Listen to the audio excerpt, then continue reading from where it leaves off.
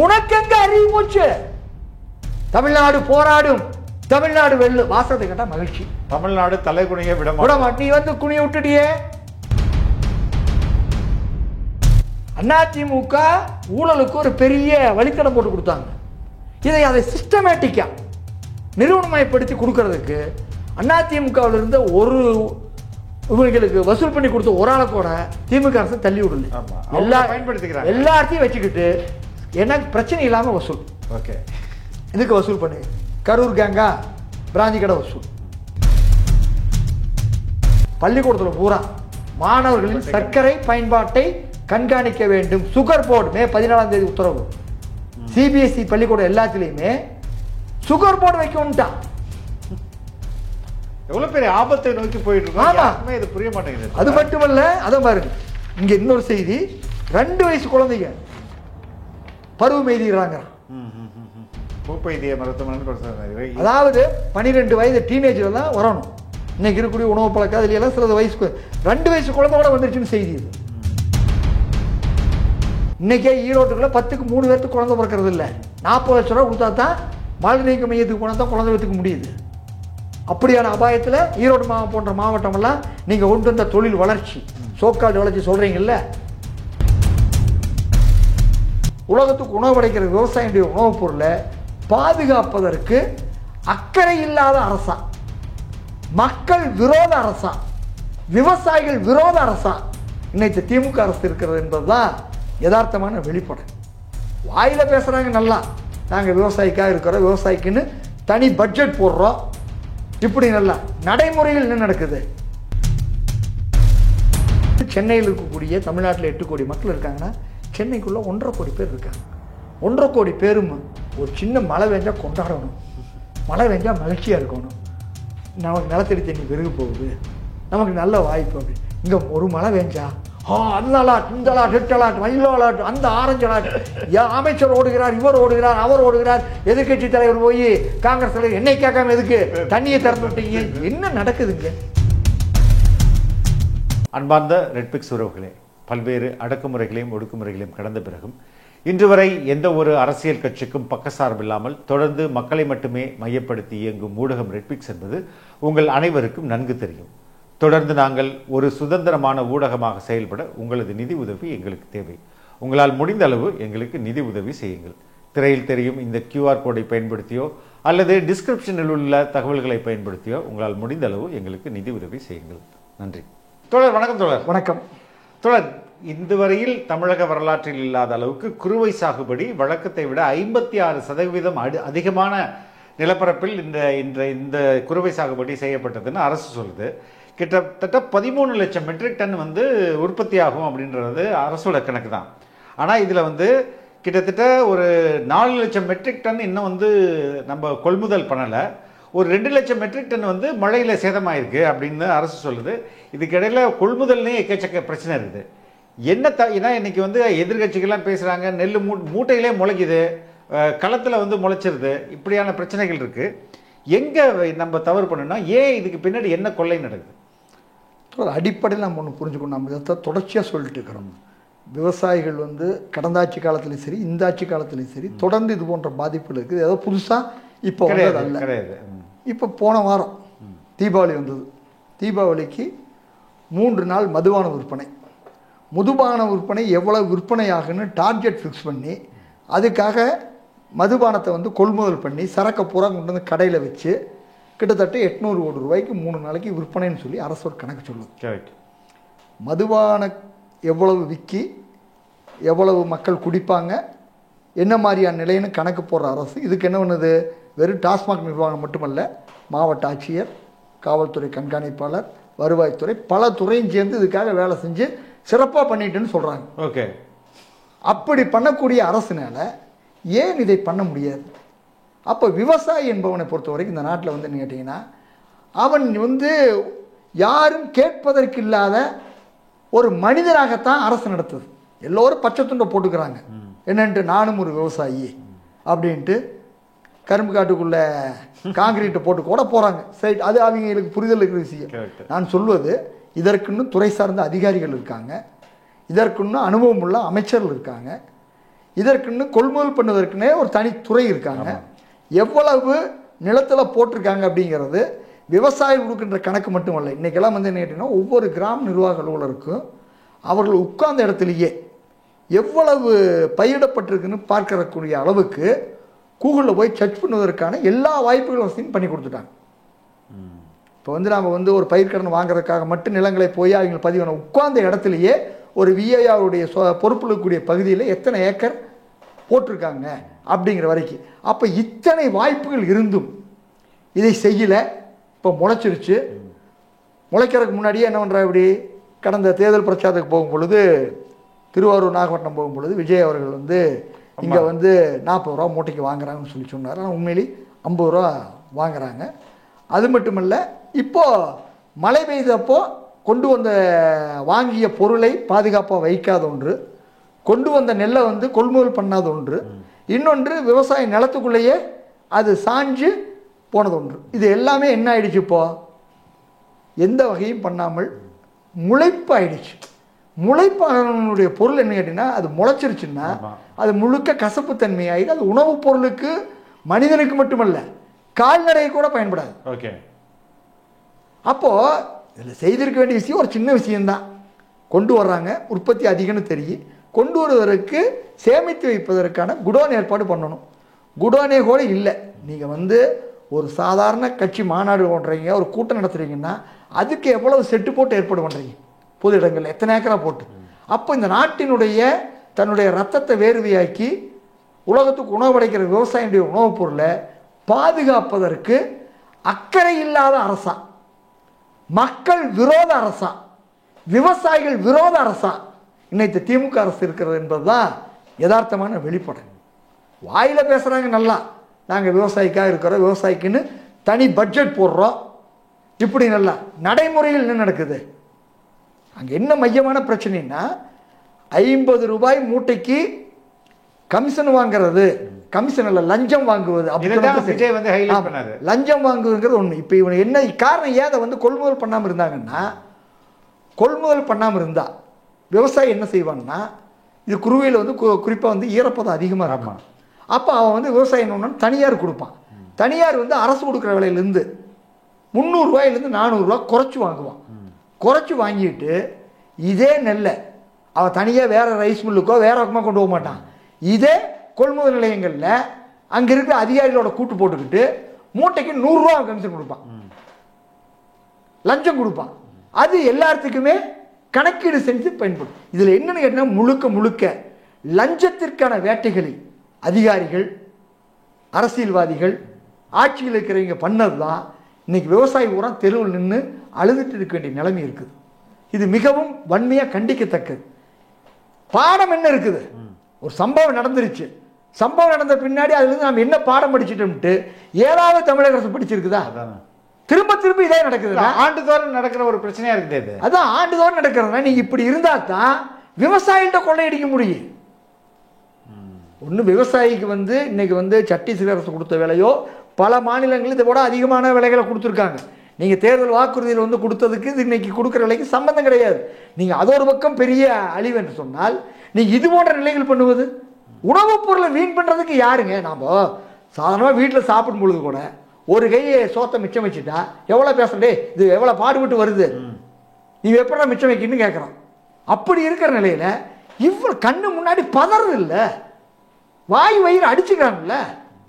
ஆனால் துணை முதல்வர் போய் என்ன சொல்கிறா, இப்படி இது 1 இன்ச்சு தான் முளைச்சிருக்குது, போன ஆட்சியிலெல்லாம் 3 இன்ச்சு முளைச்சிருக்குது. இதெல்லாம் அறிவு சார்ந்த விஷயமா? 3 இன்ச்சு முளைச்சிருக்குதுன்னு சொல்லித்தான் அந்த ஆட்சி விரட்டி அடிச்சது. நீங்கள் வந்து என்ன பண்ணுறீங்க? டெல்டாக்கார விவசாயி எல்லாம் பேசக்கூடிய நீங்கள் என்ன செய்கிறீங்க? நீங்கள் இந்த நெல்லிலையும் பண்ணுறதில்ல, இன்னொரு பக்கம் தெருநாய் கடிச்சிட்டாலும் பண்ணுறதில்ல. எந்த இடத்துலையுமே விவசாயியுடைய கால்நடை மேய்ப்பை பற்றியோ, கால்நடைகள் பாதிக்கப்படுறதை பற்றியோ, விவசாயம் அழிகிறதை பற்றியோ எந்த அக்கறையுமே இல்லாத அரசாக திமுக அரசு இருந்துட்டுன்னு நாங்கள் நேரடியாக குற்றம் சாட்டுறோம். இதனுடைய விளைவு வருகின்ற தேர்தல் எதிரொலிக்கும். நிச்சயமா இது எதிரொலிக்கும். இது ஆண்டுதோறும் நடக்கிற ஒரு பிரச்சனை தானே தோழர். ஆமா, அவங்களும் மறந்துடுறாங்க, காசை வாங்கிட்டு ஓட்டு போட்டு போயிட்டே இருக்கிறாங்க. நாம் அப்படி சொல்வது சரியானதாக இருக்காது. ஏன்னா காசை வாங்கிட்டு ஓட்டு போட்டிருந்தா எப்படி அதிமுக தானே திரும்ப ஜெயிச்சிருக்கணும். ஓகே, திமுக அதிமுக என்ன பொழுது அன்னைக்கு அதிமுக 10 வருஷம் அதிகாரத்தில் இருந்த கட்சி. 10 வருஷத்தில் அதிகாரத்தில் இருந்து மட்டுமல்ல, அதிகமான பணம் கொடுத்த கட்சி அதுதான். ஆனால் தோற்றது தானே. பிரச்சனை வந்து அது ஒரு 5 விழுக்காடில் அந்த மாதிரியான ஃபேக்ட் வரும். ஏன்னா நாங்கள் வந்து தொடர்ச்சியான செயல்பாட்டு தளத்துக்குள்ளே இருக்கிறனால, நாங்கள் 2011 வந்து நாங்கள் ராசிபுரம்னு ஒரு தொகுதியில் சகாய சாரை வந்து நான் தான் மாற்றணும்னு சொல்லி விபி துரைசாமி அறிவிச்சா. அப்படி அப்போ அவருக்கு எதிரான கேம்பெயின் பண்ணோம். அப்போ திருமங்கலம் ஃபார்முலா 2008 வந்து 2009 நாடாளுமன்ற தேர்தலுக்கு இம்ப்ளிமெண்ட் பண்ணிட்டு 2011 சட்டமன்ற தேர்தலுக்கு பண்ணுறாங்க. ஓட்டுக்கு 200 ரூபாயின்ட்டு. அப்போ ஓட்டுக்கு 200 ரூபாய் எல்லா தொகுதியும் கொடுக்கும் பொழுது ராசிபுரத்தில் அப்போ எழுத்துனவர் தனபால் விபி துரைசாமியை, அவர் துணை சபாநாயகராக இருந்தார். யார்? விபி துரைசாமி. ஓட்டுக்கு 2000 கொடுத்தாரு, 26,000 ஓட்டில் தோத்தாரு. ஓகே ஓகே, 1 ரூபா கூட கொடுக்காத தனபால் 26,000 ஓட்டில் ஜெயிச்சார். எல்லா பத்திரிகை எழுதுனாங்க, நாமக்கல் மாவட்ட அனைத்து விவசாயிகள் ஒருங்கிணைப்பு குழுவுடைய பிரச்சாரத்தால் விபி துரைசாமி தோல்வின்ட்டு. அதனால அது ஒரு சின்ன ஃபேக்ட் தான். முழு ஃபேக்டும் என்ன, மக்களுக்கு நீங்கள் ஒரு விஷயம்தான், பணம் வாங்குறீங்க. எல்லாரும் என்ன பண்ணுறாங்கன்னா, அவன் என்னத்த பணத்தை கொடுக்குறான், நம்மகிட்ட அடித்த கொள்ளை தான், அதில் ஒரு பங்கை நம்ம கொடுக்குறாங்கிற மனநிலைக்கு இன்றைக்கி மக்கள்லாம் பெரும்பாலும் வந்துட்டாங்க. இவங்க நினச்சிக்கிறாங்க பணம் தான் இருக்குதுன்னா அப்புறம் ஆளுங்கட்சி மட்டும்தான் எப்போ அதிகாரத்திலே இருந்துட்டு இருக்க முடியும். நிலைமை மாறாதே. ஆனால் மாறிட்டே தானே இருக்குது. தேர்தலுக்கு தேர்தல் நிலைமை மாறுதில்லை. அதனால அது ஒரு விஷயம். ஆனால் நாம் தெரிந்து கொள்ள வேண்டியது, ஆட்சிக்கு வரக்கூடியவர்கள், ஆட்சிக்கு வர துடிக்கக்கூடியவர்கள் எல்லோரும் முதல் என்ன பண்ணா, நீ வந்து கார் ரேஸ் நடத்துறதுக்கு முன்னாடி, பேனா சிலை வைக்கிறதுக்கு முன்னாடி, ஏதோ நினைச்சுன்னு வைக்கிறதுக்கு முன்னாடி முதல்ல நீ செய்ய வேண்டியது, இந்த நாட்டினுடைய எந்த விதமான யாருடைய உதவியும், நீ வந்து ஒரு சிப்காட் அமைக்கிறீன்னா அங்கே வரக்கூடிய தொழிற்சாலைக்கு கரண்ட் வசதி பண்ணி கொடுத்து, தண்ணி வசதி பண்ணி கொடுத்து, சாலை வசதி பண்ணி கொடுத்து, நிலத்தை கொடுத்து, அது எத்தனை வருஷத்துக்கு? 99 வருஷம் குத்தகை கொடுத்து, ஏக்கருக்கு 1 ரூபாய்க்கு கொடுக்குறான்.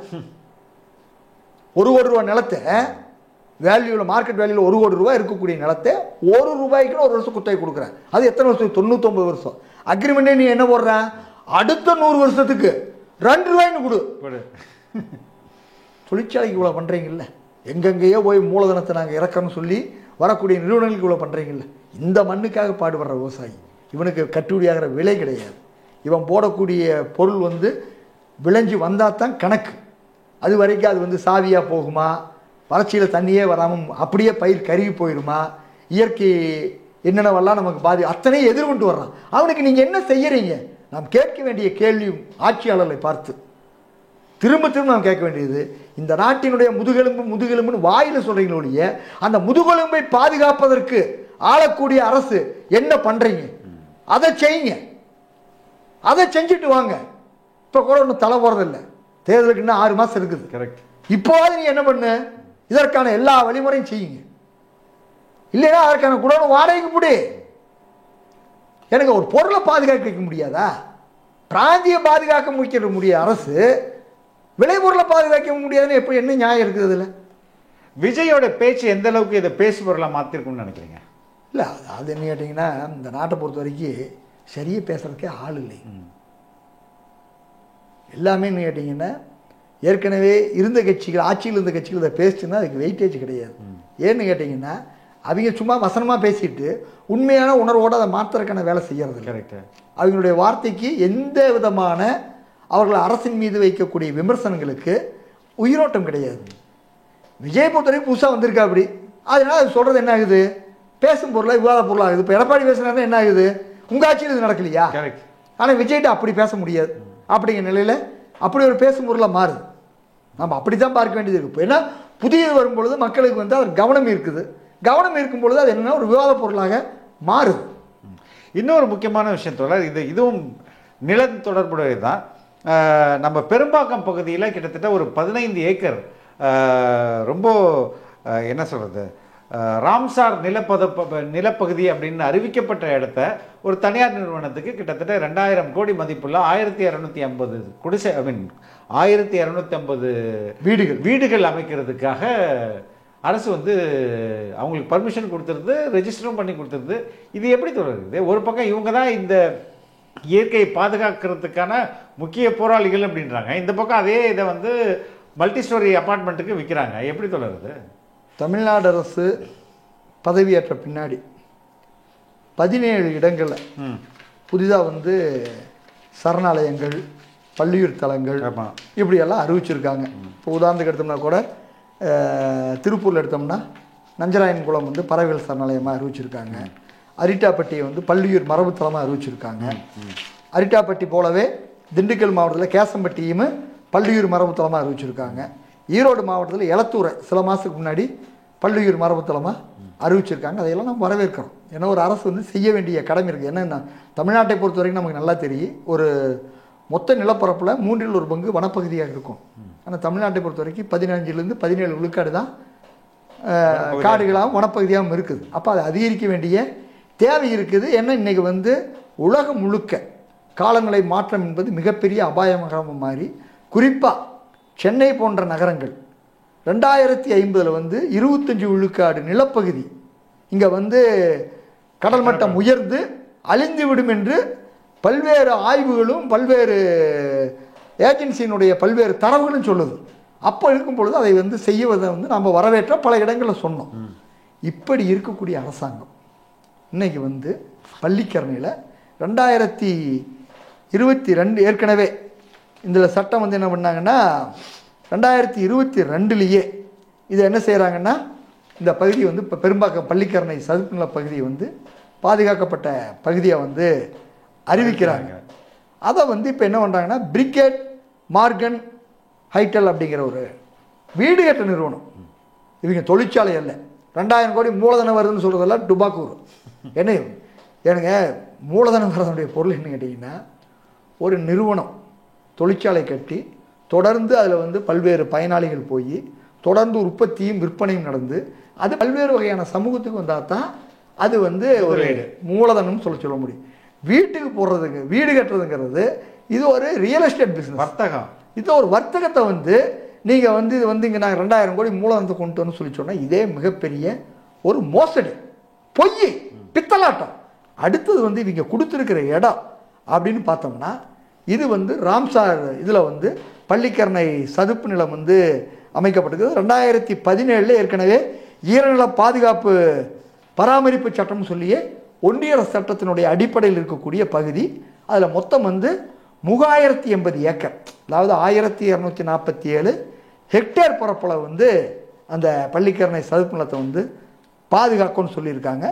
அதில் வந்து 690 சதுர கிலோமீட்டர், அதாவது 1705 3080ல் 1705 ஹெக்டேர் ஏக்கர் வந்து வனப்பகுதி கண்ட்ரோல் இருக்குது. இப்படியான இடத்துக்குள்ள இவர்கள் கொடுத்துருக்காங்க. இதில் வந்து என்ன சொன்னால் மீதி 547 ஏக்கருமே என்ன கேட்டிங்கன்னா இதோடு நெருங்கி இருக்கிற பகுதி. சதுப்பு நிலத்துக்கு ஒரு மிக முக்கியமான விஷயம் இருக்குது. சென்னையில் நேற்று 2 நாள் மழை பெஞ்சது. எல்லா அமைச்சரும் சென்னைக்குள்ளே தெரு ஓடியாந்தாங்க. இதனால இங்கே வந்து இன்னும் தண்ணீரை வந்து வெளியேற்றுவதற்கான வடிகால் வசதி இன்னும் முழுசாக பண்ணல. மழை நேரம் அப்படியான இடத்துக்குள்ளே தான் இருக்குது. சதுப்பு நிலம் என்பதனுடைய பொருள் என்ன கேட்டிங்கன்னா, சதுப்பு நிலம், அதே மாதிரி தேரி நிலம். தென் மாவட்டத்தில் பார்த்தீங்கன்னா குறிப்பாக திருநெல்வேலி தூத்துக்குடி மாவட்டத்தில் தேரி நிலம். இதெல்லாம் எவ்வளவு மழை பெஞ்சாலும் அது உள்ளே இழுத்து வச்சுக்கும். ஓகே, எவ்வளவு தண்ணி வந்தாலும் அதையெல்லாம் ஈர்ப்பு பண்ணி வைக்கக்கூடிய பகுதிகள். அது இயற்கையாக நமக்கு வந்து என்ன கேட்டிங்கன்னா, அது சும்மா மேலே குட்டை மாதிரி தண்ணி நிற்கிது, 4 பறவை வந்துட்டு போகுது, இவ்வளோதான் தெரியும் பார்த்தா. அங்கே தேரிக்கேட்ட பார்த்தா அது பாலவனம் மாதிரி கிடக்குது, அது என்ன பனைமரம் தானே முளைச்சி கிடக்குது அப்படின்னு தெரியும். ஆனால் அதெல்லாம் என்னென்னு கேட்டிங்கன்னா, நம்முடைய பூமியை பற்றி வெள்ளைக்காரனுக்கு இருக்கிற அறிவு வேறு, நமக்கு இருக்கிற அறிவு வேறு. வெள்ளைக்காரனை பொறுத்த வரைக்கும் உற்பத்தி நடக்காத எல்லா இடத்தையும் அவனை பொறுத்த வரைக்கும் வேஸ்ட் லேண்டுமா, தரிசு நிலம்பா. ஆனால் அது அப்படி இல்லை. இப்போ வந்து நீங்கள் வந்து குறிப்பாக பார்த்தீங்கன்னா கரூர்லேருந்து நீங்கள் ஒரு பயணமாக நேராக திருப்பூர் வரைக்கும் போனீங்கன்னு வைங்க, கரூர் டு திருப்பூர் அந்த சாலையில் போனீங்கன்னா சாலையினுடைய இரு பக்கம் பார்த்தீங்கன்னா கிழுவு மரத்தில் வேலி போட்டு வச்சுருப்பாங்க. அதுக்குள்ளே எந்த விவசாயம் பண்ண மாட்டாங்க, ஈவன் சோளம் கூட போட மாட்டாங்க. ஆனால் என்ன பண்ணுவாங்கன்னா அங்கே பூரா காட்டு ஒவ்வொரு விவசாயமும் 50 ஆடு 60 ஆடு, அது செம்மறி ஆடு. ஓகே, ஏன் வெள்ளாடு வச்சுக்கிறது இல்லைன்னா, வெள்ளாடு வச்சா அது அந்த வேலி மேலே காலை போட்டு தாண்டு கிழுவையை கூட சாப்பிட்றது. சாப்பிட்றது மட்டுமல்ல, வேலியை பிச்சிருச்சுன்னா வெளியே போயிடும். இவங்களுக்கு என்ன கேட்டிங்கன்னா, காலையில் கொண்டு வந்து ஆட்டை போட்டு உள்ளே ஓட்டிட்டாங்கன்னா சாயந்தரம் வரைக்கும் ஆடு அங்கேயே மேய்ஞ்சிக்கு. அந்த ஆட்டுக்கு வந்து இப்போ வந்து ஐரோப்பா நாடுகளோ அமெரிக்க நாடுகளோ எடுத்தோம்னா கால்நடைகள்னு வச்சாங்கன்னா கால்நடை தீவனத்துக்குன்னே தனி விளைச்சல் பண்ணணும், கரெக்டாக விவசாயம் பண்ணணும். இங்கே அப்படி கிடையாது. இங்கே இயல்பாக இருக்கக்கூடிய இந்த மண்ணினுடைய தன்மையிலேயே வரக்கூடிய கொழுக்கட்டி புல் நாங்கள் எங்கள் பகுதியில் சொல்லுவோம். ஓகே. அந்த புல்லை வந்து சாப்பிட்டாவே அந்த ஆடுகளுக்கு மாடுகளுக்கு காங்கேயம் காளைக்கு இப்படி திமிழுக்கு வருங்க, அதனுடைய முக்கியமான இதே அந்த கொழுக்கட்டி புல் சாப்பிட்றதுனால தான். ஓ ஓகே. திமிழ் வந்து இவ்வளோ மற்ற மாடுகளுக்கு அப்படி இருக்காது. புளஞ்சேரி மாடோ மற்ற மாடோ நீங்கள் பார்த்தீங்கன்னா அப்படி இருக்காது. ஆனால் காங்கேயம் காளைக்கு மட்டும் திமிழ் இப்படி வரும். காரணம் அந்த கொழுக்கட்டி புல்லை சாப்பிட்றது தான். அப்போ இயற்கையாக நீ பெய்கிற மழையை வச்சுக்கிட்டு ஒரு வருஷத்தில் 4 தடவை மழை பெஞ்சா கூட போதும். அந்த மழையை வச்சுக்கிட்டு வந்து நீங்கள் எந்த மூலதனம் இல்லாமல் நமக்கு வந்து கால்நடை பராமரிப்பு இல்லை, உண்றதுக்கு உணவு, கால்நடை இறைச்சி, பால் பொருட்கள், தோல் போன்ற பொருட்கள் எத்தனை நமக்கு அதில் கிடைக்குது. இந்த மூலதனத்தை பற்றி யாரும் பேசுவதே இல்லை. இவங்களுக்கு பொதுவாக என்ன கேட்டிங்கன்னா வேஸ்ட் லேண்ட். என்னடான்னு கேட்டிங்கன்னா நீங்கள் பயிர் அடங்கல்ல வரல, நீ அடங்கல்ல வராத எல்லாமே உனக்கு என்னது தரிசு நிலம். இப்படித்தான் மட்டமான பார்வைக்கு. அதே மாதிரி தான் சதுப்பு நிலத்தை பற்றி பார்வை. சதுப்பு நிலத்தில் கொண்டு போய் குப்பையை கொட்டினானுங்க.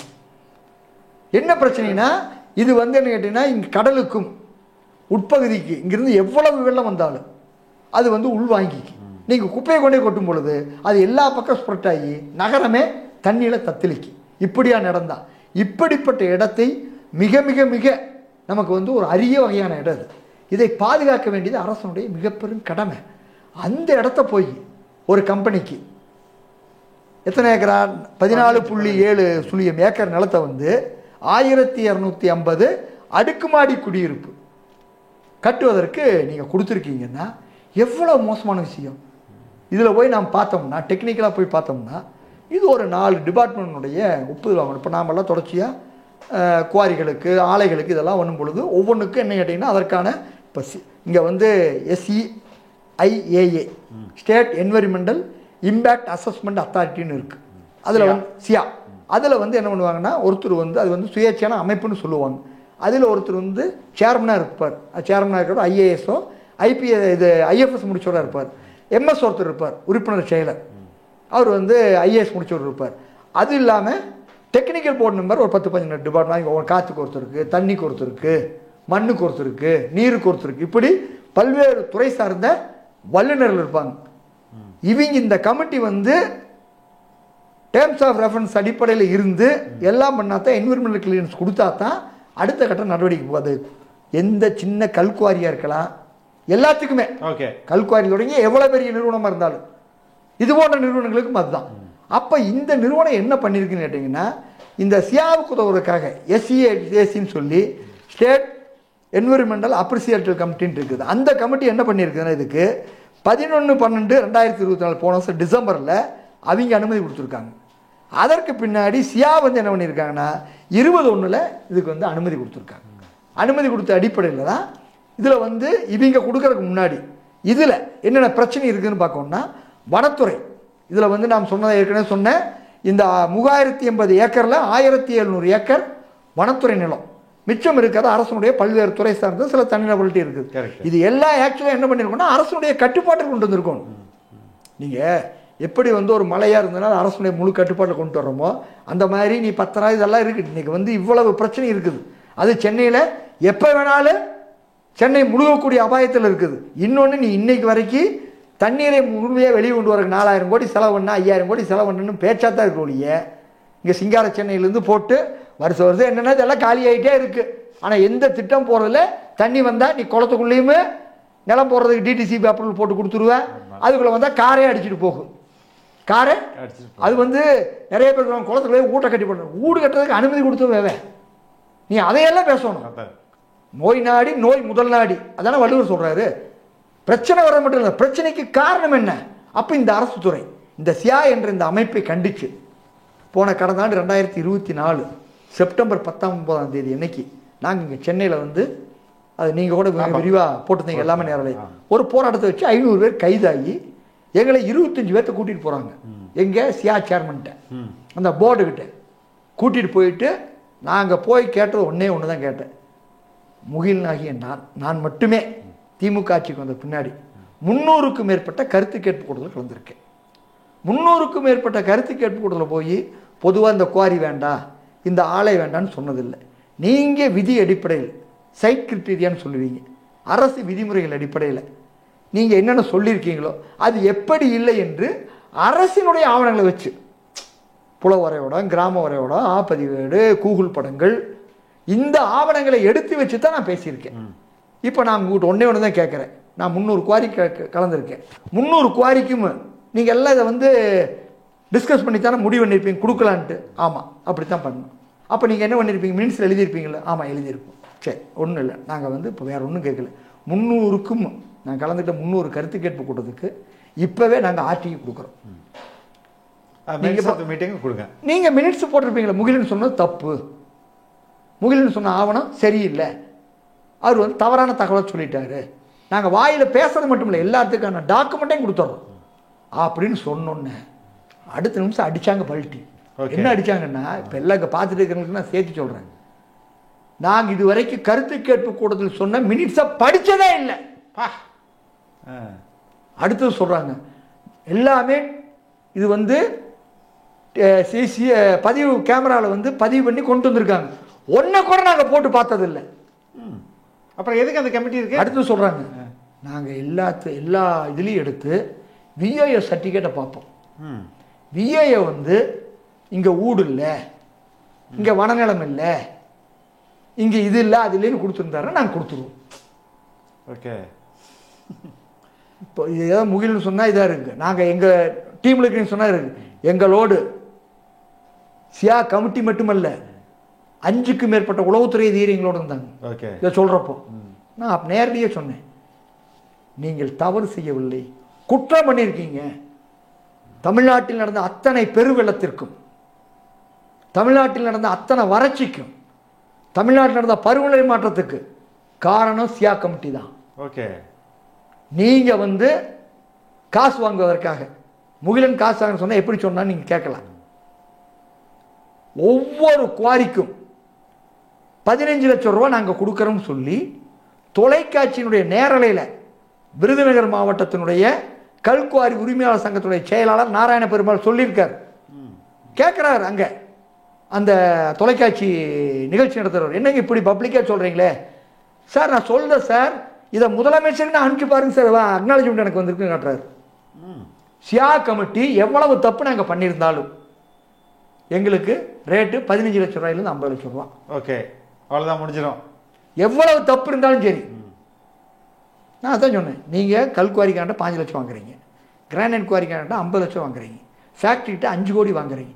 நீங்கள் பண்ணுற அயோக்கியத்தனத்தினால வருஷம் 15 நாள் பள்ளிக்கூடம் இருக்கிறது இல்லை. காரணம் காலநிலை மாற்றத்தினால அதிகமான வெப்பம் வந்துச்சுன்னு பள்ளிக்கூடம் நிறுத்திடுறாங்க. எல்லா பகுதிகளிலையுமே மக்களுக்கு காற்று மாசுபாடாகி இன்னைக்கு எல்லா குழந்தைகள் வரைக்கும் முழுக்க என்ன ஆயிடுச்சு, குழந்தைகளுக்கே சர்க்கரை நோய் வந்துடுச்சு, குழந்தைகளுக்கே மலட்டுத்தன்மை வந்துடுச்சு, 2 வயசு புள்ள பூ பெய்யுது, பருவம் பெய்யுது. அப்படியான நிலை கொண்டு வந்து விட்டீங்க. இதுக்கு காரணம் யாரு? இந்த நோயை வந்து கண்டறிந்து குணப்படுத்த வேண்டிய இடத்துல நீங்கள் இருக்கீங்க, நோய் வராமல் தடுக்க வேண்டிய இடத்துல அதை விட்டு போட்டு எல்லாத்துக்கும் அனுமதி கொடுத்து போட்டு இப்படி பண்ணுறீங்களேன்னு நாங்கள் நேரில் கேட்டு வந்தோம். அதற்கு பின்னாடி எங்களை கூட்டிகிட்டு போகிறாங்க. எங்கே கூட்டிகிட்டு போகிறாங்கன்னா தலைமைச் செயலகத்துக்கு. யார்? சுற்றுச்சூழல் மற்றும் வனத்துறை செயலாளர் செந்தில்குமார் அப்போ இருந்தார், இப்போ சுப்ரியா சாகு மேடம் இருக்காங்க. செந்தில்குமார்கிட்ட போய் அங்கே கூட வந்து எம்எஸ்எம் இருக்காரு, ராகுல்நாத்தும் அங்கே இருக்கார். இன்னைக்கு அவர் சியானுடைய உறுப்பினர் செயலர். அவர்கிட்ட நாங்கள் பூரா சொல்கிற ஆதாரத்தோட எத்தனை மனுக்கள் கொடுத்துருக்கோம், எத்தனை பண்ணியிருக்கோம், ஆனால் என்ன பண்ணியிருக்காங்க. அவர்கிட்ட இவங்க தான் போலீஸ் தான் எங்களை கூட்டிகிட்டு போகுது, உளவுத்துறை தான் கூட்டிகிட்டு போகுது. கூட்டிகிட்டு போய் நாங்கள் வச்சு பேசுகிறோம். இது எதுக்காக சொல்ல வரேன்னு கேட்டிங்கன்னா, இவர்கள் தான் என்ன பண்ணுறாங்க, நீங்கள் பள்ளிக்கரணைக்கு அனுமதி கொடுத்துருக்காங்க. அதில் என்னென்னு கொடுத்துருக்காங்கன்னா, வனத்துறை வந்து எங்கள் நிலத்திலிருந்து 65 மீட்டர் தள்ளி 65 மீட்டர் தள்ளி தான் இது இருக்குங்க. வனத்துறையிலேருந்து என்னென்னு கேட்டிங்கன்னா, ஆக்சுவலாக காப்பு காடுகள்லேருந்து 50 மீட்டருக்கு வீடுகள் கட்டக்கூடாது, வனத்துறை சட்டம் சொல்லுபடி. இவங்க வந்து என்ன சொல்றாங்கன்னா 65 மீட்டர் தள்ளி இருக்கிறதா சொல்லியிருக்காங்க. ஆனால் இவர்கள் இந்த கொடுத்துருக்கக்கூடிய சர்வே நம்பர் 453, 495, 496, 497, 498 இந்த 14.70 ஏக்கரில் இதில் என்னன்னு கேட்டிங்கன்னா 0 பாயிண்ட் இருக்குது வனநிலத்தில் இருந்து. அங்கே தொடங்குற 0 பாயிண்ட் 50 மீட்டர் தள்ளி தான் இருக்கணும். ஆனால் ஆக்சுவலாக இந்த மாதிரியான இங்கே இந்த மாதிரியான சதுப்பு நில பகுதிகளில் நம்ம எல்லாம் விதிவிலக்கான வகையிலேயே கையாளணும். என்ன இதெல்லாம் வந்து நம்ம மனிதனால் உருவாக்க முடியாது, உறுதியாக உருவாக்க. ஆமாம். அப்போ நாம் இதில் வந்து ஏற்கனவே ஒரு சட்டத்தை வந்து திமுக அரசு ஆட்சிக்கு வந்த பின்னாடி என்ன பண்ணாங்கன்னா, காப்புக்காடு இருக்கிற பகுதியில எல்லாம் 1 கிலோமீட்டர் தூரத்திற்கு எந்த விதமான குவாரி அனுமதி கிடையாதுன்னு ஒரு சட்டத்தை கொண்டு வந்தாங்க. 2021 இவங்க வந்து மே 7 பொறுப்புக்கு வர்றாங்க. நவம்பர் 3ஆம் தேதி இந்த சட்டத்தை கொண்டு வர்றாங்க, அரசாணை கொண்டு வர்றாங்க. நாங்கள் எல்லாம் வரவேற்றுட்டு இவங்க என்ன செய்யறாங்கன்னா, 2022 டிசம்பர் 17ஆம் தேதி அன்னைக்கு நான் இவங்க போட்ட அரசாணை இவங்களே ரத்து பண்றாங்க. என்ன காரணம் சொல்றாங்கன்னா, இந்த இது வந்ததுனால 500க்கும் மேற்பட்ட குவாரிகள் இயங்க முடியல, கல் குவாரிகள். அதனால நாங்கள் வந்து ஏற்கனவே இருந்த மாதிரி சரணாலயம் இருந்தால் 1 கிலோமீட்ரு, அதே மாதிரி வந்து யானை வழித்தடம் இருந்தால் 1 கிலோமீட்ரு, இந்த மாதிரியான ஸ்பெஷல் கேட்டகரிக்கு மட்டும் வச்சுக்கிட்டு மற்ற கேட்டகரிக்கெல்லாம் காப்பு காடுன்னு இருந்ததுன்னா அதுக்கு 50 மீட்டர் மட்டும் போதுன்னு இவங்க சொன்னது கல்குவாரிக்கான உண்மை என்ன தெரியுங்களா உங்களுக்கு? தமிழ்நாட்டு மக்கள் எல்லாம் பார்த்துருக்கீங்க. நான் சொல்கிறேன், காவிரி ஆற்றுல தென்புறம் கரூர் தொடங்கி திருச்சி வரைக்கும் இருக்கக்கூடிய எல்லா நிலமும் வனத்துறை நிலம். அதே மாதிரி காவிரி ஆற்றுக்கு வடபுற பகுதி நாமக்கல்ல ஜேடர்பாளை வெங்கரையில் தொடங்கி திருச்சி வரைக்கும் காவிரி கொள்ளிடத்தில் இருக்கக்கூடிய எல்லா பகுதிகளும் வனநிலம். நீங்கள் 1 கிலோமீட்டர் வச்சா காவிரி ஆற்றுல ஒரு இடத்துல கூட மணலை வந்து அள்ள முடியாது. நாங்கள் ஆர்டி போட்டு வாங்கி வச்சுருக்கோம். கரூரில் மட்டும் 880 ஏக்கர் வனத்துறை நிலம் இருக்குது. காவிரி ஆற்றுல 40 கிலோமீட்டர் தான் காவிரி ஆறு இருக்கிறது கரூர் மாவட்டத்தில். அந்த 40 கிலோமீட்டரும் வனத்துறை லேண்டு. இவர்கள் ஒவ்வொரு வேலைக்கு பின்னாடிங்க மிகப்பெரிய கொள்ளை சதி இருக்கு. அவனை தப்புன்னு சொல்லி போட்டு நீங்க வந்தீங்க என்ன பண்ணீங்க? கொஞ்சம் கூட மனசாட்சி இல்லாம கரூர்ல 2 ரீச் கொடுக்குறாங்க. 2 ரீச் என்ன கேட்டீங்கன்னா, ஒன்று வந்து 4.9 ஹெக்டேர், அதாவது கிட்டத்தட்ட ஒரு 12 ஏக்கர். இன்னொன்று 4.96 ஹெக்டேர். இதில் 1 மீட்டர் ஆழத்தில் நாங்கள் மணல் எடுக்கிறோம் அப்படின்னு சொல்லி கொடுக்குறாங்க. அந்த ரீச்சை போய் பார்க்குறோம் நாங்கள். காரணம் என்ன கேட்டிங்கன்னா, மணல் ரீச்சுக்கு யாரும் போக முடியாது. கரூரில் வந்து ஸ்டாலின் அவர்கள் தேர்தலில் வாக்கு கேட்கும் பொழுது 2021 சட்டமன்ற தேர்தலில் வாக்கு கேட்கும் பொழுது செந்தில் பாலாஜி இந்த சாதனை பண்ணிட்டார், வாக்கு போடுன்னு கேட்கல. முகிலன் போன்றவரெல்லாம் மணல் கொள்ளை எதிர்த்து போராடினாங்க, தடுத்து நிறுத்தினாங்க, அதனால அடக்குமுறைக்குள்ளானாங்க, பல்வேறு நெருக்கடிக்குள்ளானாங்க, சிறைக்கு போனாங்கன்னு சொல்லி தான் ஓட்டு கேட்டார். நாங்கள் வந்தால் இதெல்லாம் தடுப்போம்ட்டு. அதனால நாங்கள் கலெக்டர் அப்போ பிரபசங்கர் சார் இருந்தார், சொல்லிகிட்டே போகிறோம். நாங்கள் ஒரு 50 பேர் போகிறோம். எங்களோட 50 உளவுத்துறை அதிகாரிகள், 50 உங்களை போன்ற பத்திரிகையாளர்கள் 2 இடத்துல அனுமதி கொடுத்துருக்காங்க. நன்னியூர், மல்லம்பாளையம்ட்டு. அந்த 2 இடத்துலையும் போய் பார்த்தாங்க. அடிமட்ட வரைக்கும் மணல் அள்ளியாச்சு. ஏற்கனவே கைப்பிடி கூட மணல் கிடையாது, கைப்பிடி மணல் கிடையாதுங்க. ஆனால் அந்த இடத்துக்கு அனுமதி கொடுத்துங்கிற பேரில் மொத்தம் வந்து 2 குவாரிக்கு சேர்த்து 16,200 ஏக்கர் லோடு, லாரி லோடு 6 எம்கியூப்பில் வந்து எடுக்கிறன்னு கொடுத்து எடுத்தது 2,17,000 எம்கியூப். அப்போ அந்த மணல் எங்கிருந்து வந்தது? இங்கேயே ஒரு கைப்பிடி இல்லை. அனுமதி இந்த இடத்துக்கு வாங்கிட்டு ஆற்றுக்குள்ளே பூரா இருந்த இடத்த பூரா அள்ளிட்டு நாசம் பண்ணிட்டாங்க. அப்புறம் தான் வந்து இடி வந்தது, எல்லாமே அதுக்குள்ளே வந்தது. எதுக்காக சொல்ல வரேன்னு கேட்டிங்கன்னா, இதற்குள் எல்லாமே ஃப்ராடு. வனத்துறை நிலம் சொல்லியிருக்காங்க, அவங்க கொடுத்த ரிப்போர்ட்டு பொய். அதே மாதிரி ரெவென்யூ ரிப்போர்ட் கொடுத்துருக்கிறது பொய். அதே மாதிரி சுற்றுச்சூழல் துறை கொடுத்துருக்கிறது பொய். அது மட்டுமல்ல, சிஎம்டிஏ கொடுத்துருக்கிறதும் மிகப்பெரிய பொய். அதாவது அதுக்குள்ளே வந்து தெளிவாக சொல்கிறாங்க, இந்த மாதிரியான ராம்சார் நிலத்துக்கு அருகில் எந்த விதமான கட்டிட அனுமதி கொடுக்கக்கூடாதுன்னே விதி இருக்குதுங்க. ஆனால் இவங்க அதையெல்லாம் என்ன பண்ணல, பொருட்படுத்தி கொள்ளவே இல்லை. பொருட்படுத்தி கொள்ளவே இல்லை. அப்போ இங்கே என்னன்னு கேட்டீங்கன்னா, அதிகாரிகள் பூரா அந்த பிரிகேட் மார்க்கன் ஹைட்டன் நிறுவனம் இருக்குது பார்த்தீங்களா, அவளை நான் சொல்கிறேன், குறைந்தபட்சம் 100 கோடியாவது வாங்கியிருப்பாங்க. 2,000 கோடி திட்டங்கிறாங்க. அதிகாரி பட்டு அரசியல் கட்சி தலைவர்லாம் தனி. என்னது எதை நான் வாய் சொல்ல. நேற்று வந்து ஒரு ரைடு, செல்வசேகர்னு சொல்லி ஒரு ஏடி மைன்ஸ், திண்டுக்கல் ஏடி மைன்ஸ். அவர் ஏற்கனவே விருதுநகர் ஏடி மைன்ஸாக இருந்தார், திருநெல்வேலிக்காரர். நேற்று எஃப்ஐஆர் போட்டாங்க லஞ்சொழித்துறைக்கு மேலே, அவர் மேலேயும் அவர் மனைவி பேர்லையும். இந்த செல்வசேகரன் விருதுநகரில் 50 குவாரி தான் அனுமதி வாங்கி இருக்குது. அவர் அங்கே வந்து ஏடி மைன்ஸாக இருக்கும் பொழுது அங்கே மொத்த மாவட்டத்தில் 145 குவாரி இருக்குது. எல்லா குவாரிக்காரங்கிட்டி மாதம் 3 லட்சம் ரூபாயிலேருந்து 5 லட்சம் ரூபா செல்வசேகரன் ரொம்ப செல்வமாக வாழ்ந்துருக்கிறார். வாங்கி எதுக்குன்னா அமைச்சர் கொடுக்குறேன்ட்டு. ஓகே, அமைச்சருக்கு 100 கோடி ரூபாய் நாங்கள் மாதம் கல்குவாரி உரிமையாளர் மட்டும் கொடுக்கறன்னு சொல்லி அதை சொன்னேன். முகிலன் சொன்னா தப்பு, நாராயண பெருமாள் சொல்லியிருக்காரு. அப்போ உள்ளுத்து போய் கிடக்குது. நீங்க எல்லாத்துக்குள்ளேயுமே எங்களுக்கெல்லாம் வயிறு எரியுதுங்க. நேற்று முன்தின ஒரு போராட்டம் மேலூர்ல ஒரு புதுசாக ஒரு சிப்காட் கொண்டு வர்றாங்க. எந்த இடத்துலன்னா கல்லங்காடு அப்படிங்கிற பகுதியில், ஓகே, மேலூருக்கு பக்கத்தில். அந்த இடம் என்னன்னு கேட்டீங்கன்னா முழுக்க கோயில் காடு. கோயில் காடுங்கிறது ஒரு பாதுகாக்கப்பட்ட வனப்பகுதி மாதிரி. காப்பு காடுகள் தான் அது வந்து காப்பு காட்டுகள் வரல, கோயில் காடு என்ற வகையால் இருக்கு. அது முழுக்க காப்பு காடு மாதிரி தான். அதில் மட்டும் என்ன கேட்டீங்கன்னா அந்த 300 ஏக்கரால 50,000 ஆடுகள் மேய்ச்சல் நடக்குது, 30,000 மாடுகள் நடக்குது. இதை விட மிகச்சிறப்பு என்னன்னா கீழடி எங்கள் தாய்மடின்னு பேசுது அரசு. அந்த இடத்துல கல் திட்டை, கற்படுக்கை, அது மட்டுமல்ல முதுமக்கள் தாலி மாதிரி இடங்கள். அது மட்டுமல்ல 10,000 வருடங்களுக்கு முன்னாடி அங்கு இரும்பை உருக்கி பண்ணதுக்கான சான்றுகள். ஓகே, ஃபேக்டரி சைட் இத்தனையும் அங்க இருக்குங்க. இதை நான் எதை முகில் சொன்னா இவர் எல்லா இடத்தையும் இப்படித்தானே பேசுவார். நான் சொல்றது போல தொல்லியல் அறிஞர்கள் அங்க இருக்கக்கூடிய மதுரை மாவட்டத்தில் இருக்கக்கூடிய தொல்லியல் சார்ந்தவர்கள் எல்லாரும் போய் பார்த்துட்டு சொன்ன இடம். ஒரு கீழடியை வச்சு நீங்க வந்து ஒன்றிய அரசு வந்து அந்த அறிக்கை கொடுக்க மாட்டீங்கன்னு பேசுறீங்கல்ல, இது என்னது? கல்லங்காடு என்னது? 300 ஏக்கர் நிலமும் இப்படியே நட மட்டும் இல்லைங்க. நான் சொன்னேன் சிப்காட்டுக்கு எடுக்கிறாங்களா இல்ல மைனிங்கா? சிப்காட்டுக்கு எடுக்கிறாங்க. அதை வந்து 1000 ஏக்கரை விரிவுபடுத்த போறாங்க. இன்னும் இப்போ 300 எடுத்துட்டு எதுக்கு இவ்வளவு லேண்ட் பேங்கிங் பண்றதுக்கான தேவை என்ன இருக்கு? ஆமா, இது ஒரு பெரிய அரசியல். நீங்க இதை கட்டாயம் புரிஞ்சுக்கணும். நாங்குநேரி சிப்காட் உங்களுக்கு தெரிஞ்சிருக்கு, 2010 திமுக அரசால அமைக்கப்பட்டது. அமைச்சர் அப்பாவுடைய தொகுதியை ஒட்டிய இன்னைக்கு வரைக்கும் நாங்குநேரி சிப்காட்டில் 1000 ஏக்கர் நிலம் எடுத்திருக்குது. ஒரு ஃபேக்டரியோட அங்கே வரல. அப்போ என்ன ரீசன் இதுக்கு? என்னன்னா நமக்கெல்லாம் தெரியறது தலைமையில உழுகிறப்ப தான் தெரியும். ஓகே, தலைமையில கல் உழுகிறப்ப தான் ஐயோ கல் உழுகுதேம்போ.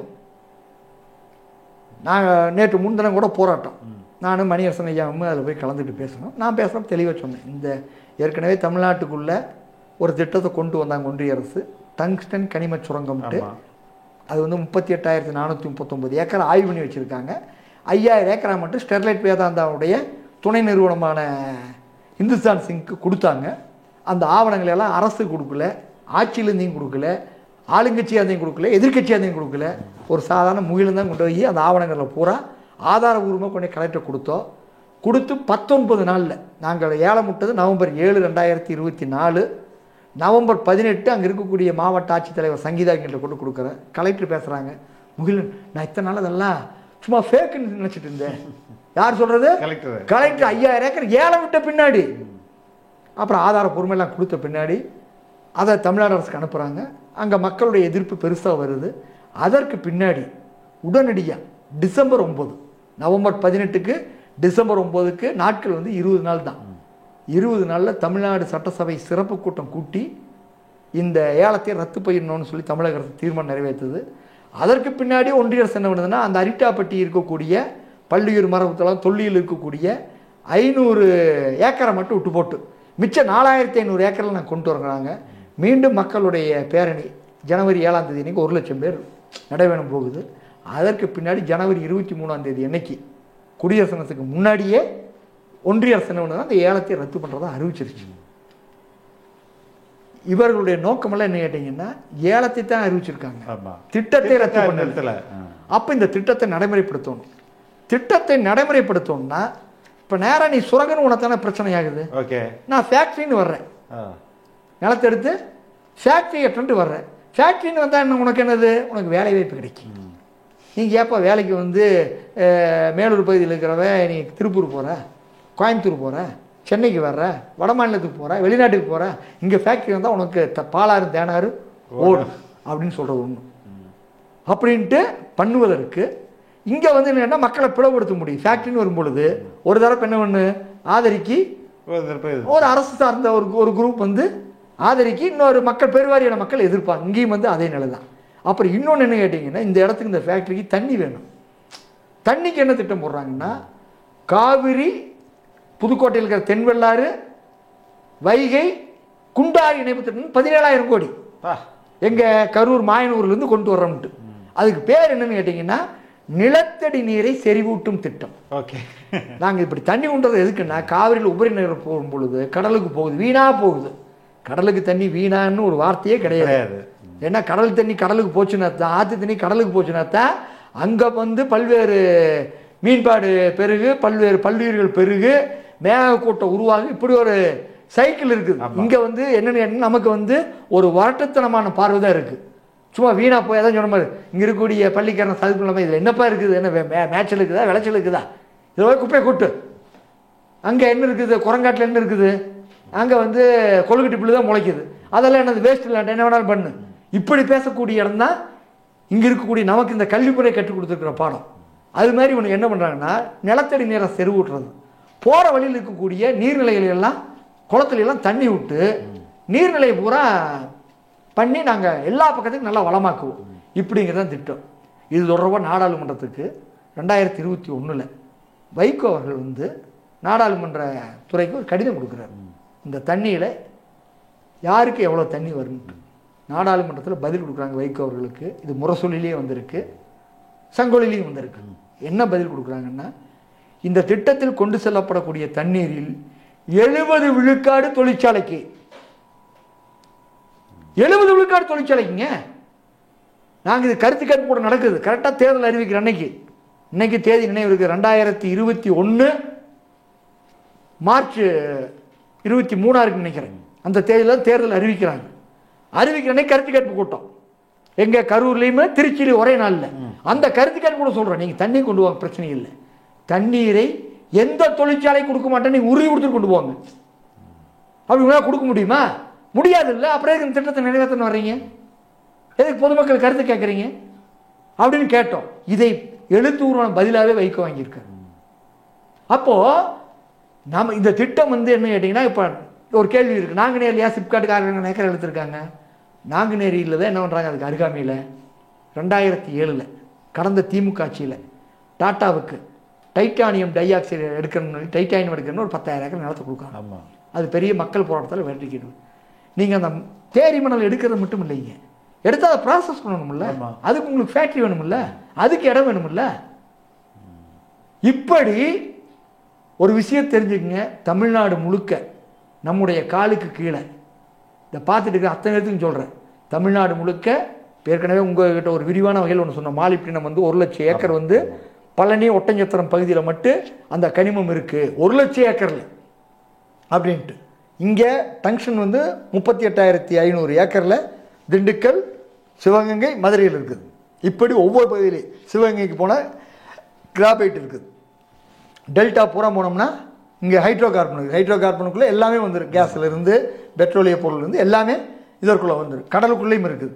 இப்படி தென் மாவட்டத்தில் தூத்துக்குடி, கன்னியாகுமரி, திருநெல்வேலின்னு எடுத்தோம்னா கடலோரத்திலும் சரி உட்பகுதியிலும் சரி தேரி மணல் இருக்குது. இப்படி எல்லா கனிமங்கள் இது பூராமே ரேர் எர்த், அரிய வகை கனிமங்கள். இந்த அரிய வகை கனிமங்களை எல்லாம் எடுக்கணும். இந்த அரிய வகை கனிமங்கள் எடுக்கிறது மட்டுமில்ல, அதுக்கான தொழிற்சாலைகள் வேண்டும். தொழிற்சாலைகள் வேணுங்கிறதுக்காக சிப்காட் அமைக்கிறது. சிப்காட்டில் என்னத்தையும் கொண்டு வர்றான். நீங்கள் தமிழ்நாட்டில் வந்து ஒரு சின்ன உதாரணம், நீங்கள் சென்னையில் இருக்கிறீங்க, கும்மிடிப்பூண்டி சிப்காட் இருக்குது, எண்ணூர் சிப்காட் இருக்குது, கடலூர் சிப்காட் இருக்குது, இந்த பக்கம் ராணிப்பேட்டை சிப்காட் இருக்குது, இந்த பக்கம் பெருந்தர சிப்காட் இருக்குது, இந்த பக்கம் தூத்துக்குடி சிப்காட் இருக்குது. எந்த சிப்காட்டாவது இந்த ப்ரொடக்ஷன் கார் ப்ரொடக்ஷன் இருக்கிற சிப்காட் அது ஒரு தனிக்காத அந்த சிப்காட்டை தவிர்த்து வேற எந்த சிப்காட்டிலேயாவது வாழக்கூடிய மக்கள் எங்களுக்கு இந்த சிப்காட் வந்ததுனால வாழ்க்கைன்னு சொல்ல முடியும், பொருளாதாரம் இருந்துன்னு சொல்ல முடியும். இது வந்து ஈரோடு மாவட்டம் 2700 ஏக்கர் சிப்காட், 2000 ஏக்கர் சென்னிமலை ஒன்றியம், 700 ஏக்கர் பெருந்துறை ஒன்றியம். இந்த 2700 ஏக்கர் சிப்காட் வந்து 2000 இயங்கிட்டு இருக்குது. இயங்கினுடைய விளைவு என்னது, அங்கே இருக்கக்கூடிய 30 கிலோமீட்டர் சுற்றளவில் உள்ள அத்தனை நீர்நிலைகளும் விஷமாகிருச்சுன்னு சொல்லி எப்போ செய்தி ஆகஸ்ட் 12. ஓகே, விஷமா போச்சுங்க. 30 கிலோமீட்டர். நீங்க எந்த காலத்திலயும் என்ன பண்ண முடியாது, ரிவர்ஸே பண்ண முடியாது. இதை வந்து பண்றதுக்கு எந்த விதமான தொழில்நுட்ப அரசு இல்லை. நம்ம வீட்டில் 10 பிளாஸ்டிக் பேப்பர் இருக்குன்னா அதை சுற்றி இருக்கிற அரசாங்கத்தில் எந்த டெக்னாலஜி இருக்கு? கரெக்ட். 10 பிளாஸ்டிக் பேப்பர் எனக்கு விருப்பமே கிடையாது. ஆனாலே எங்கள் வீட்டுக்கு என்ன வந்துடுது, ஒரு சாம்பு பாயிட்டு வந்தால் வாங்கிட்டு வந்தால் வந்துடுது, ஒரு சோப்பு வாங்கிட்டு வந்தால் கவர் வந்துடுது, ஒரு பருப்பு வாங்கிட்டு வந்தால் வந்துடுது. இதை வந்து நான் இந்த மண்ணை கெடுக்கக்கூடாதுன்னு விரும்புகிறேன். இதை வந்து நான் வந்து இதை மறுசுழற்சி பண்ணுவதற்கு, இதை வேற ஒன்றா மாற்றுவதற்கு இந்த அரசுகிட்ட எங்கே டெக்னாலஜி இருக்குது? இல்லை, இன்னைக்கு வரைக்கும் எங்கே இருக்குது? நீ வந்து ராக்கெட் எங்கேயோ விட்றங்கிறான், சந்திராயன் விட்டங்கிறான், செவ்வாய் கிரகத்துக்கு போனங்கிறான், இங்கே இருக்கிற மண்ணை கொண்டு அங்கே போய் வச்சுங்கிறான், அங்கேயே குடியிருக்க, நீ என்னென்னத்தையோ பேசுகிற. ஆனால் இங்கே என்ன வந்திருக்குது? எங்கள் வீட்டுக்கு வர்ற குப்பையை சுத்தம் பண்ணுறதுக்கு உனக்கு என்ன இருக்குது? இப்படியான வகையில் தான் அந்த நிலங்கள் இருக்குன்னு சொன்னீங்கல்ல. இப்போ வந்து செய்யாறு சிப்காட் வந்து மேல்மா சிப்காட் போராட்டம் வந்துட்டு இருக்குது. ஏற்கனவே என்ன சொல்கிறாங்க, ஏற்கனவே 2 அலகு எடுத்துட்டாங்க. 2 அலகுகள் எடுத்ததுலேயே கிட்டத்தட்ட 2000 ஏக்கர் நிலம் சும்மா எடுக்காம, இப்போ 3வது அலகுக்கு 3000 ஏக்கர். இப்போ வெளியில் பார்க்கறதுக்கு என்னென்னா சிப்காட்டுக்கு நிலம் எடுக்கிறாங்கன்ட்டு. ஆனால் எங்களை போன்றவர் பார்க்கறதுக்கு சிப்காட் தனியல்ல, 8 வழிச்சாலை தனியல்ல. ஓகே, 8 வழிச்சாலையும் சிப்காட்டும் ஒன்றோடு இணைந்தது. எதுக்கு 8 வழிச்சாலை போடுறான்? 8 வழிச்சாலை எதுக்கு போடுறாங்கன்னா, திருவண்ணாமலை மாவட்டத்தில் கவுதிமலை, வேடியப்பன் மலைன்னு 2 மலை முழுக்க இரும்பு தாதுங்க. ஓகே, அது ஏற்கனவே ஜிண்டாங்கிற கம்பெனிக்கு 2000 காலகட்டத்தில் ஏலத்தில் கொடுத்துருந்தாங்க. மக்கள் போராட்டத்தில் நின்றுச்சு, தற்காலிகமாக நிறுத்தியிருக்கான். அதை அடுத்தது கொண்டு வரணும். அப்போ அவனுக்கு என்ன வேணும்? சாலை வசதி வேணுங்கிறது தான் 8 வழிச்சாலை, 6 வழிச்சாலை. அவனுக்கு நாளைக்கு தொழிற்சாலை வந்து அங்கே இரும்பு எடுத்து அவன் ஜிண்டால்காரன் வந்து ஒரிசாக்காரன், அவன் வந்து குஜராத்காரன் அங்கே கொண்டு போக போகிறான் ப்ராசஸ் பண்ணுறதுக்கு, இங்கே வேணும். அதற்குத்தான் நிலம் எடுக்கிறானுங்க, அதுக்கு தான் தண்ணி வசதி ஏற்பாடு பண்ணுறான், அதுக்கு தான் ரோடு. நீங்கள் வந்து 8 வழிச்சாலை போடுறான், 6 வழிச்சாலை போடுறான், அதை போடுறான், இதை போடுறான்னு எல்லாத்துக்கும் என்னென்னு கேட்டிங்கன்னா, இந்த மதுரைக்காரனுக்கு வந்து ஒன்றுமே தெரிய மாட்டேங்குது. எதுக்குடா மதுரையிலேருந்து நத்தம் வரைக்கும் அப்படி ஒரு ரோடு போடுறான், அவ்வளோ மேம்பாலமாகவே முழுக்க போட்டிருக்கான், சுற்றி சுற்றி ஏன் ரோடை போட்டிருக்கான் அப்படின்னு எல்லாத்துக்குள்ளேயுமே நீங்கள் எங்கெங்கெல்லாம் கடலோடு துறைமுகத்தோடு இணைக்கப்பட முடியுமோ அந்த சாலை பூரா துறைமுகத்தினைக்கு போகும். அப்படி அவன் ஒரு நீண்ட கால திட்டத்தில் எல்லா ஸ்ட்ரக்சரும் பண்ணுறான். நாம் புரிந்து கொள்ள வேண்டியது, இங்கே நமக்கு எல்லாமே அவன் செய்கிறது எல்லாமே ஒரு நீண்ட கால தொலைநோக்கு திட்டத்தில் நம்முடைய இயற்கை வளத்தை அழிக்கிறது. அதற்காக இது பண்ண சியாவை பற்றி சொல்லும் பொழுது இன்னொன்று என்னென்னா, தமிழ்நாட்டில் இப்போ பேச வேண்டிய விஷயம், போன மாதம் ஒரு பெரிய பிரச்சனை ராமநாதபுரத்தில் இருந்தது. சியாவில் வந்து 20 எண்ணெய் கிணறுக்கான அனுமதி கொடுத்துட்டாங்க, ஈசி கொடுத்துட்டாங்க, என்விரான்மெண்டல் கிளியரன்ஸ், சுற்றுச்சூழல். கந்தர்வக்கோட்டை இல்ல, கந்தர்வக்கோட்டை இல்ல, ராமநாதபுரம் ONGCல கொடுத்தாங்க. ஆமா ஆமா ஆமா, எனக்கு தெரியும், நான் ONGCல கொடுத்திருக்கேன் அப்படின்னு ஒண்ணு. அப்புறம் பிரச்சனையான உடனே என்ன பண்றாரு, தங்கம் தென்னரசு அமைச்சர் தங்கம் தென்னரசு என்ன பண்றாருன்னா, அதை வந்து நிறுத்தி வைக்கணும் அப்படின்னு சொல்லி தமிழ்நாடு அரசு கொள்கை முடிவை பொறுத்த வரைக்கும் அதை நடைமுறைப்படுத்துறது அல்ல. எங்கேயுமே நாங்கள் வந்து இதை புதுசாக எங்கேயுமே எண்ணெய் கிணறு எடுக்க அனுமதி கூடாங்கிறதான் தமிழ்நாடு அரசுடைய கொள்கை அப்படின்னு சொல்லி சொன்னார். நான் ஒரே ஒரு கேள்வி தான் கேட்குறேன், இந்த சியா வந்து பண்ணுறதுங்கிற தனி கிடையாது. இவங்க எல்லாமே என்ன கேட்டிங்கன்னா கூட்டுக்களவாணிக, எல்லாமே கூட்டுக்களவாணித்தனத்தை பண்ணிக்கிட்டு பாகம் பிரிச்சுக்கிறது வெளியே ஆயிடுச்சு. பண்ணி நான் ஒன்றே ஒன்று தான் சொல்கிறேன், இப்போ டங்ஸ்டன் சுரங்கத்தை நம்ம அந்த ஆவணத்தை கொண்டு வந்ததுனால அங்கே எடுக்கலை. இல்லைன்னா வந்து அவன் G2ல ஏலம் விட்டுட்டான், G1 ப்ராசஸ் நடந்திருக்கு, உற்பத்தியை தொடங்கியிருப்பாங்க. அந்த டங்ஷனுக்கு முன்னாடியே இந்த சிப்காட் திட்டத்தை கள்ளங்காட்டில் அறிவித்தான், கள்ளங்காட்டில் சிப்காட் திட்டத்தை அறிவித்தான், செய்யலை. ஆனால் இப்போ என்னென்னு கேட்டிங்கன்னா அதை நடைமுறைப்படுத்தி நேற்று 6 JCB வச்சு சுத்தம் பண்ணிட்டு இருக்காங்க. கள்ளங்காடு சிப்காட்டில் மக்கள் திரள் போராட்டம், அதான் மக்கள் திரள் போராட்டம் வந்து முந்தானத்து கூட நடந்தது. என்ன நகைச்சுவைனா, தமிழ்நாட்டில் உங்களை கைது பண்ணாங்க போன மாதத்தில், கரூர் சம்பவத்தொட்டி கைது பண்ணாங்க. கைது பண்ணவங்க ஏதாச்சும் காரணம் சொன்னாங்களா? வாரண்டை வாங்கிட்டு வந்தாங்களா? ஒன்றும் கிடையாது. ஒருத்தர் கைது பண்ணோன்னா BNS ஆக்டில் அடிப்படையான விஷயம் சம்மன் கொடுத்து எங்கேயாச்சும் ஓடி போகிறீங்களே கிடையாது. அன்னாடு டிவியில் நீங்கள் பதிவு பண்ணி போட்டுட்டு இருக்கிறத வர சொன்னீங்கன்னா போய் அட்டன் பண்ணுறீங்க, அதில் என்னென்னு சொல்லி பார்த்து முடியும் பண்ணல. நீதிமன்றம் போனோன்னு என்ன பண்ணுறாங்க, இதை காரணம் காமிச்சு விட்டுட்டாங்க. போன இந்த இப்போ அக்டோபர் தேதி இன்றைக்கி வந்து 25, போன 6ஆம் தேதி அன்னைக்கு மதுரை மாவட்டத்தில் இந்த சிப்காட் திட்டத்தை எதிர்த்து, கள்ளங்காடு சிப்காட் திட்டத்தை எதிர்த்து ஒரு கண்டன ஆர்ப்பாட்டம் மாவட்ட ஆட்சியாளருக்கு முன்னாடி அனுமதி கேட்குது.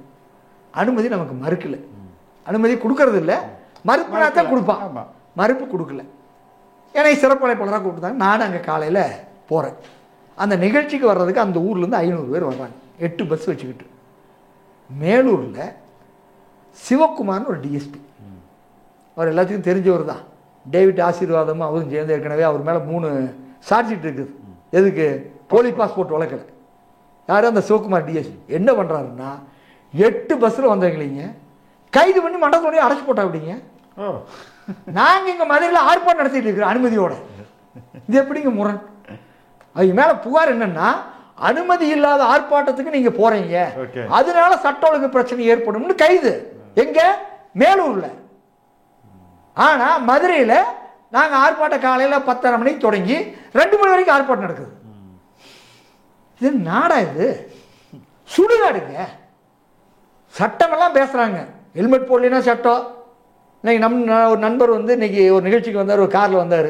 அந்த காரில் நம்பர் ஏதோ கொஞ்சோண்டு பெரிய சைஸாக போச்சாமா, அதுக்காக உடனே ஸ்பாட் பெயின் போடுறாங்க. நீ பண்ணு, அதெல்லாம் நீ சட்டப்படி என்ன பண்ணுறியோ பண்ணு. இது என்ன சட்டம்? நீ வந்து ஒரு கிரிமினலாக இருக்கக்கூடிய ஒரு விசாரணையில் இருக்கக்கூடிய அவன் நடவடிக்கை எடுக்கப்பட்டிருக்கணும் அந்த டிஎஸ்பி மேலே, அவரை கொண்டு போய் மேலூரில் வச்சுக்கிட்டு, அது எந்த சென்சிட்டிவான பகுதி, அங்கே டங்ஷன் சுரங்கத்திற்கு எதிரான போராட்டம், மக்களை ஒடுக்க வேண்டும் என்பதற்காகவே இந்த மாதிரி கிரிமினல் சார்ஜ் இருக்கக்கூடிய அதிகாரிகளை கொண்டு போய் அந்த ஸ்பாட்டில் போட்டு தைரியமாக செய்கிறாங்க. அப்போ எந்த அளவுக்கு மோசமாக இருக்காங்க பாருங்க. இந்த பகுதிகளை வந்து மக்களை எப்படி அடக்கி கொடுக்குறாங்க. ஒரு பக்கம் இவங்க சியா போன்ற துறையெல்லாம் நீங்கள் ஓஎன்ஜிசி எடுக்கலாம், அல்லது இங்கே எடுத்த நம்முடைய பள்ளிக்கரணை சதுப்பு நிலமாக இருக்கலாம். இப்போ ஒரு ஊர் பிசானத்தூர்னு சொல்லி கந்தரக்கோட்டை, அது என்ன பிரச்சனை? அது மருத்துவ கழிவு எரிப்பு தொழிற்சாலை. ஓகே, அந்த எரிப்பு தொழிற்சாலை பூரா தமிழ்நாட்டில் ஏற்கனவே 10 தொழிற்சாலைக்கு அனுமதி கொடுத்துருந்தாங்க. 10ல் 3 நிறுத்திட்டாங்க.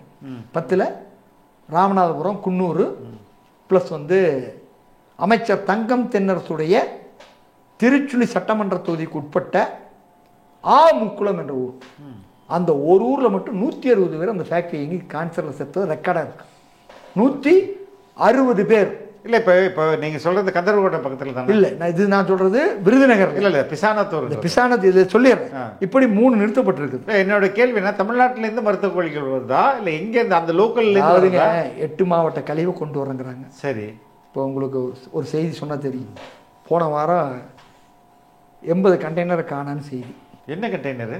என்ன கண்டெய்னர் யாருக்கு தெரியும்? ஓகே, ஷிப்பிங் கண்டெய்னர் தானா? ஷிப்பில் வந்து இறக்கி வச்ச, அதானி துறைமுகத்தில் இறக்கி வச்ச, காட்டுப்பள்ளி துறைமுகத்தில் இறக்கி வச்ச கண்டெய்னரை காண. எப்படி கண்டெய்னர் திடீர்னு போக முடியும்? செய்தால் செய்தானுங்க. இங்கே வரக்கூடிய கண்டெய்னரை யார் செக் பண்ணுறாங்க?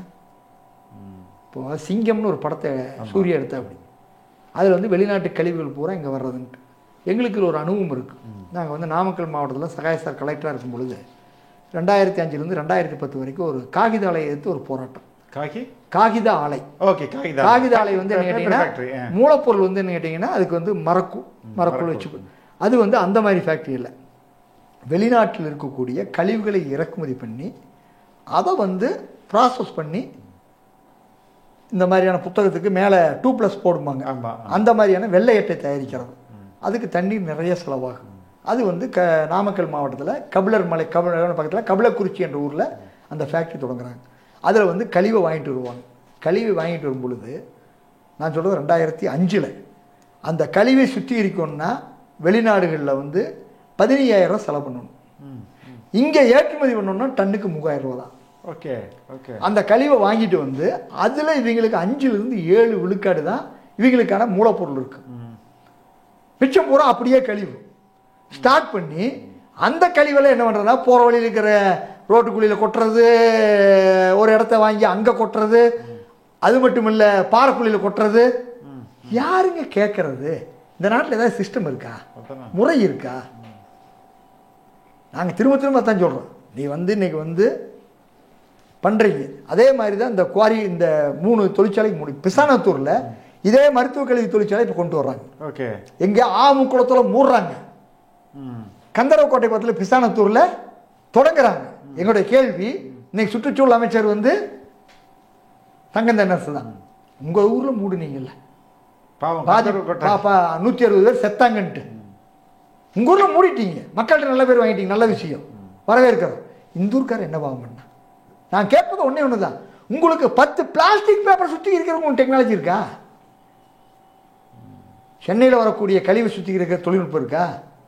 திருப்பூரில் தீவு ஏறிற மாதிரி எரிஞ்சிட்டு இருக்குது. 6 மாதமாக அங்கே சதீஷ்குமார்னு ஒருத்தர் வேறு வேலையே செய்யறதுல 1 வருஷமா இதைத்தான் பண்ணிட்டு இருக்காரு. இப்போ அங்கே வந்து முதலிபாளையங்கிற ஒரு ஊர் 1000 பேர் ஆண்கள் பெண்கள் தூங்குறதே இல்லை. தொடர்ந்து 4 மாசமா போராட்டம். இப்போ நீதிமன்றம் நிறுத்தி வச்சிருக்குது. இப்போ நவம்பர் வரைக்கும் எடுக்கக்கூடாதுன்ட்டு. அந்த தண்ணியை, அந்த கழிவை கொட்டி பாறைக்குழியில் வரக்கூடிய தண்ணியை எடுத்துக்கொண்டு சுத்திகரிப்பு பண்ணுறாங்க. அப்படி ஒரு சுத்திகரிப்பு பண்ணுறதுக்கு எங்களுக்கு டெக்னாலஜி இல்லைன்டா. நம்ம எப்படி பண்ண முடியும்? இல்லை, அந்த தண்ணியை இவன் கொண்டு போய் பார்க்குறான். சிஇடிபி கொண்டு போய் பார்க்குறான். காமன் எப்புலன் டீப்லன் பிளான் கொண்டு போய் பார்க்குறான். அதில் தொழில்நுட்பம் இல்லை. தோல் தொழிற்சாலையினுடைய கழிவு சுத்தம் பண்ணுற இடத்துக்கு கொண்டு வரான். அந்த மிஷின் இதுக்கு ஒத்து வராதுங்கிறான். சாயப்பட்ட கழிவு சுத்தம் பண்ணுற மிஷின் கொண்டு வரான். அது ஒத்து வராதுங்கிறான். நகராட்சி கழிவு கொண்டு வர மிஷின் கொண்டு வரா. இது அத்தனை விட மிக அதிக அளவில் இருக்குது அதனுடைய விஷத்தன்மை. தொழில்நுட்பமே இல்லைன்ட்டா. கொண்டு போய் அங்கே சுத்திகரிக்கணும்னு சொல்லி போட்டு கூட ஆற்றுல விடுறான். அப்போ எவ்வளவு கேடுகட்ட உலகத்தில் இருக்கும். ஒவ்வொன்றுக்குள்ளே இதில் பல உட்பிரிவாக போகுது. அதனால் இதில் வந்து நாம் கேட்பது, இதை செய்யக்கூடிய நிறுவனமெல்லாம் எதுன்னு கேட்டிங்கன்னா, இந்த கழிவு கொண்டு வர்றது. ஆமாம், ராம்கே அவன் தான் குப்பையை வலிக்கிறது நான் தான்பா, குப்பையை சுத்தம் பண்ணுறது நான் தாங்கிறான். குப்பையை அது எப்படி ஒரு பக்கத்தை வந்து நாங்கள் இதை வந்து எரிச்சு சுத்தம் பண்ணுவோங்கிறான். எதை எரிச்சு சுத்தம் பண்ணுவோம், இல்லைன்னா அதை பூராமே மிக்சராக மாற்றி சுத்தம் பண்ணுவோம். விதவிதமாக சொல்கிறான். சரி, நீ எங்கேயாச்சும் இதை பண்ணியிருக்கியாடா, காட்டு. நீ இப்படி சொல்ற இல்ல தோழர். ராம்கி வந்து இதே மாதிரி மருத்துவ கழிவு சுத்திகரிக்கும் மேலே கும்மிடிப்பூண்டியில் வச்சிருந்தாங்க. ஆமா, அங்கே போகும்போது ஒரு அறுத்து போட்ட ஆப்ரேஷன் பண்ண காலை ரோட்டில் தூக்கி எல்லாருக்கும் அதான். இப்போ வெளிநாட்டு கண்டெய்னரில் வர்ற கழிவுகள் வெளிநாட்டிலேருந்து நம்ம கண்டெய்னர் மட்டும் நினச்சிக்க, நாம் இங்கேருந்து ஏற்றுமதி பண்ணுறதெல்லாம் ரொம்ப தரமாகறமான்னு செக் பண்ணி பார்த்து போன போகிறோம். அங்கிருந்து இங்கே இறக்குமதி பண்ணுற கண்டெய்னர்லாம் இருக்குது பார்த்தீங்களா, அதுல என்ன வருதுன்னு எந்த கிராஸ் செக்கும் கிடையாது. அதுக்குள்ளே வரக்கூடிய மூலப்பொருள் அதான் சொன்னேன். இந்த நான் சொன்னது 2005 நாமக்கல் மாவட்டத்தில் சொன்னேன். அந்த கபிலர்மலை சரஸ்வதி காகிதாலைக்காக பண்ணினது. அது ஒரு 5 வருஷம் 6 வருஷம் தொடர்ந்து போராடி அப்புறம் நாங்கள் மூட வச்சோம். அதற்குள்ளே அங்கே 10,000 ஏக்கர் நிலம் விஷமாக போச்சு. 10,000 அருமையான தண்ணி, காவிரி ஆற்றை ஒட்டி இருக்கிற பகுதி, ராஜவாய்க்காலிருந்து வரக்கூடிய பகுதி நாசமாக போச்சு. நாம் இப்போ சொல்கிறது கந்தரவக்கோட்டை கொள்ளாது. இதே மாதிரி இது போன மாதம் 17ஆம் தேதி அன்னைக்கு 17/9 அன்னைக்கு இங்கே சத்திரக்குடியில் ஒரு ஆலைக்கு கருத்து கேட்பு போட்டோம். போன வருஷம் இதே மாதிரி வந்து மானாமதுரை சிப்காட்டில் ஆரம்பிக்கணும்னு சொல்லி இப்போ அந்த பில்டிங் கட்டிட்டாங்க. போன 16ஆம் தேதி அன்னைக்கு மானாமதுரையில் பலாயிரக்கணக்கான மக்கள் இருந்தவங்க விட்டுருந்தாங்கன்னா பில்டிங்கை இடிச்சு போட்டு வந்துருப்பாங்க.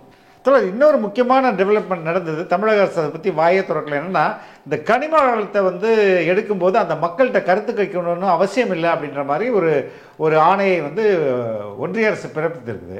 அதை ஏன் பேசப்படுறதாவே மாறல? தோழர், எங்களுக்கு ரொம்ப வருத்தம். தமிழ்நாடு அரசு மேலே ரொம்ப ரொம்ப வருத்தம். காரணம் என்ன கேட்டிங்கன்னா, தமிழ்நாட்டு முதலமைச்சர் மு க ஸ்டாலின் அவர்கள் கரூரில் நாங்கள் மணல் கொள்ளை ஏற்ற போராட்டத்தப்போ அவர் எதிர்கட்சியாக இருக்கும் பொழுது 2016 அரவக்குறிச்சி இடைத்தேர்தலப்போ வந்து பேசினார். 2021 தேர்தலையும் பேசினார். இதே மாதிரி வந்து கூடங்குளத்தில் வந்து உதயகுமார், முகிலன், புஷ்பராய் மேலே இருக்கிற வழக்கெல்லாம் நாங்கள் வித்ரா பண்ணுவோன்னு பேசுவார். அதே மாதிரி அங்கே ஸ்டெர்லைட்டில் நான் எல்லா நடவடிக்கை எடுப்பேன், தப்பு பண்ணிங்க மேலே சொல்லி பேசினார். எல்லா பகுதியிலும் ஈரோட்டில் வந்து விவசாயியுடைய 1 சென்ட் நிலத்தை கூட விவசாயிகள் ஒப்புதல் இல்லாமல் நான் எடுக்க மாட்டேன்னு சொன்னார். இப்படி எல்லா பக்கமும் சொன்னார். இப்போ நேற்று 2 நாளைக்கு முன்னாடி கூட தமிழ்நாடு அரசுக்கு வந்து இன்னைக்கு பொறுப்பு டிஐஜி தான், நிரந்தர டிஐஜி கிடையாது. நிரந்தர டிஐஜிக்கான பேனல் அனுப்புறது பிரச்சனை இதை ஓடிட்டு இருக்குது.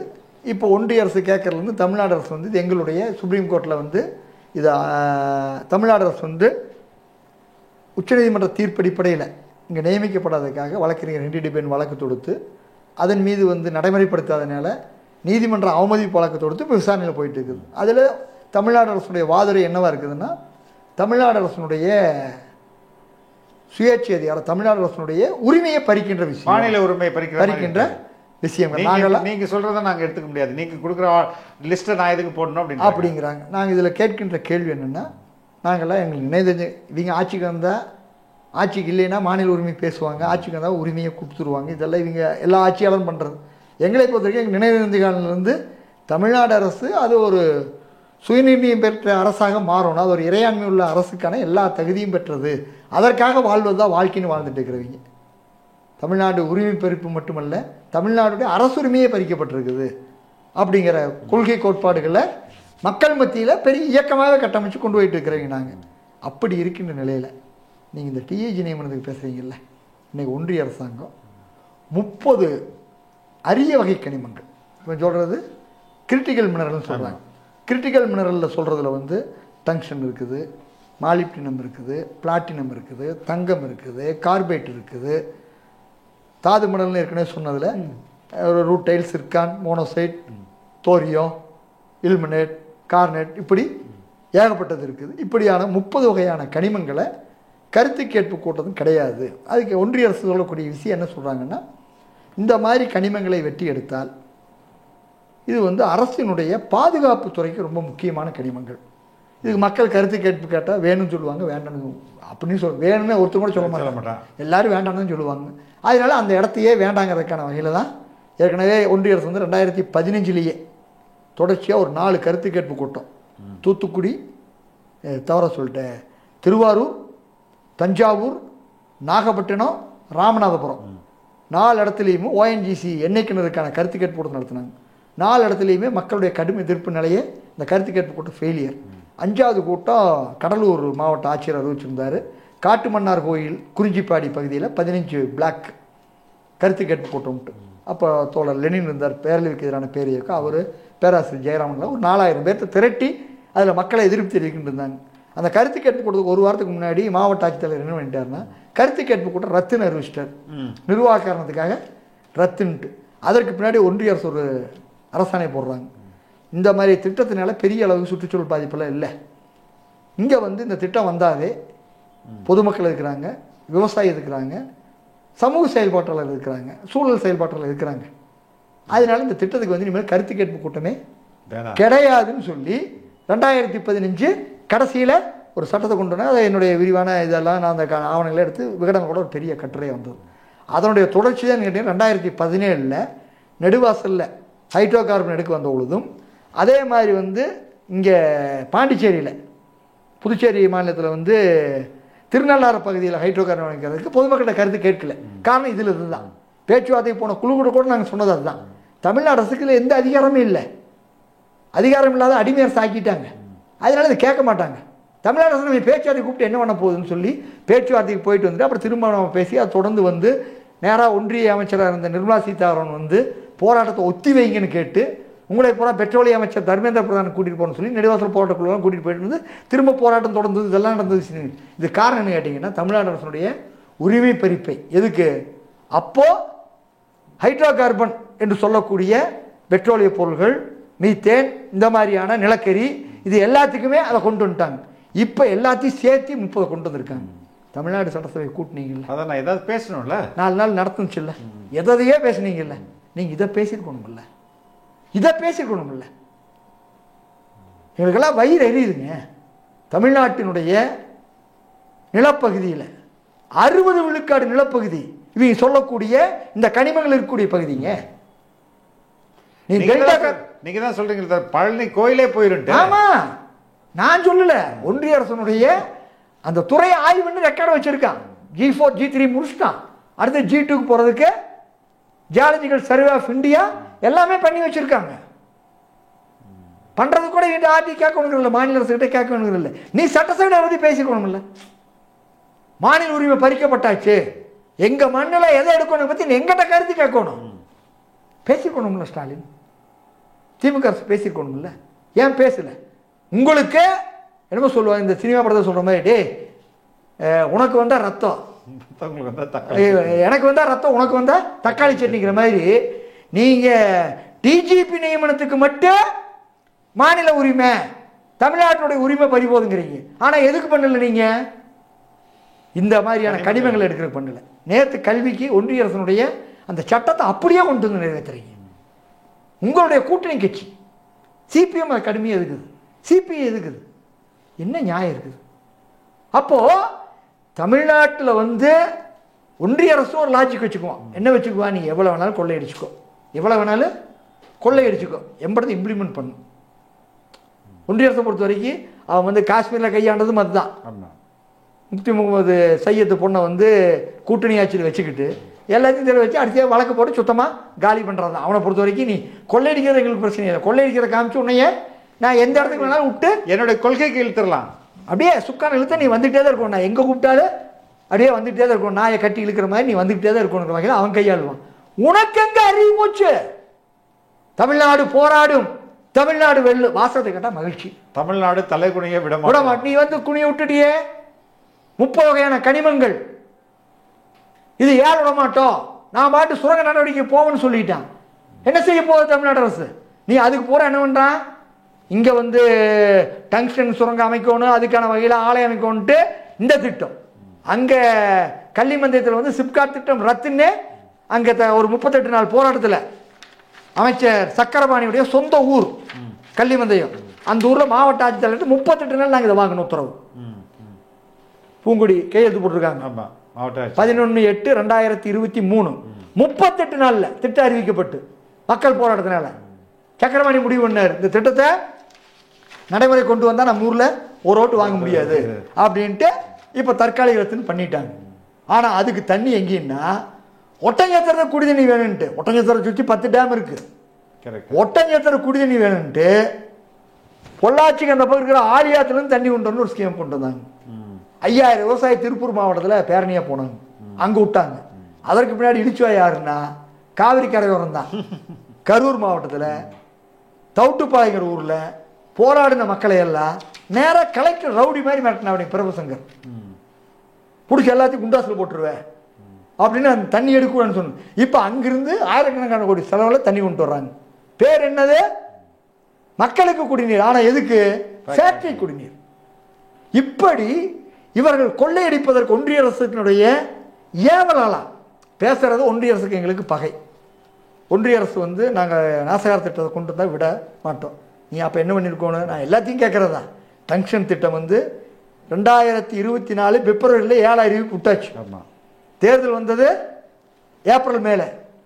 அப்போ ஆளுங்கட்சியா நீங்க தான் இருக்கீங்க, தமிழ்நாடு ஆளுங்கட்சியா.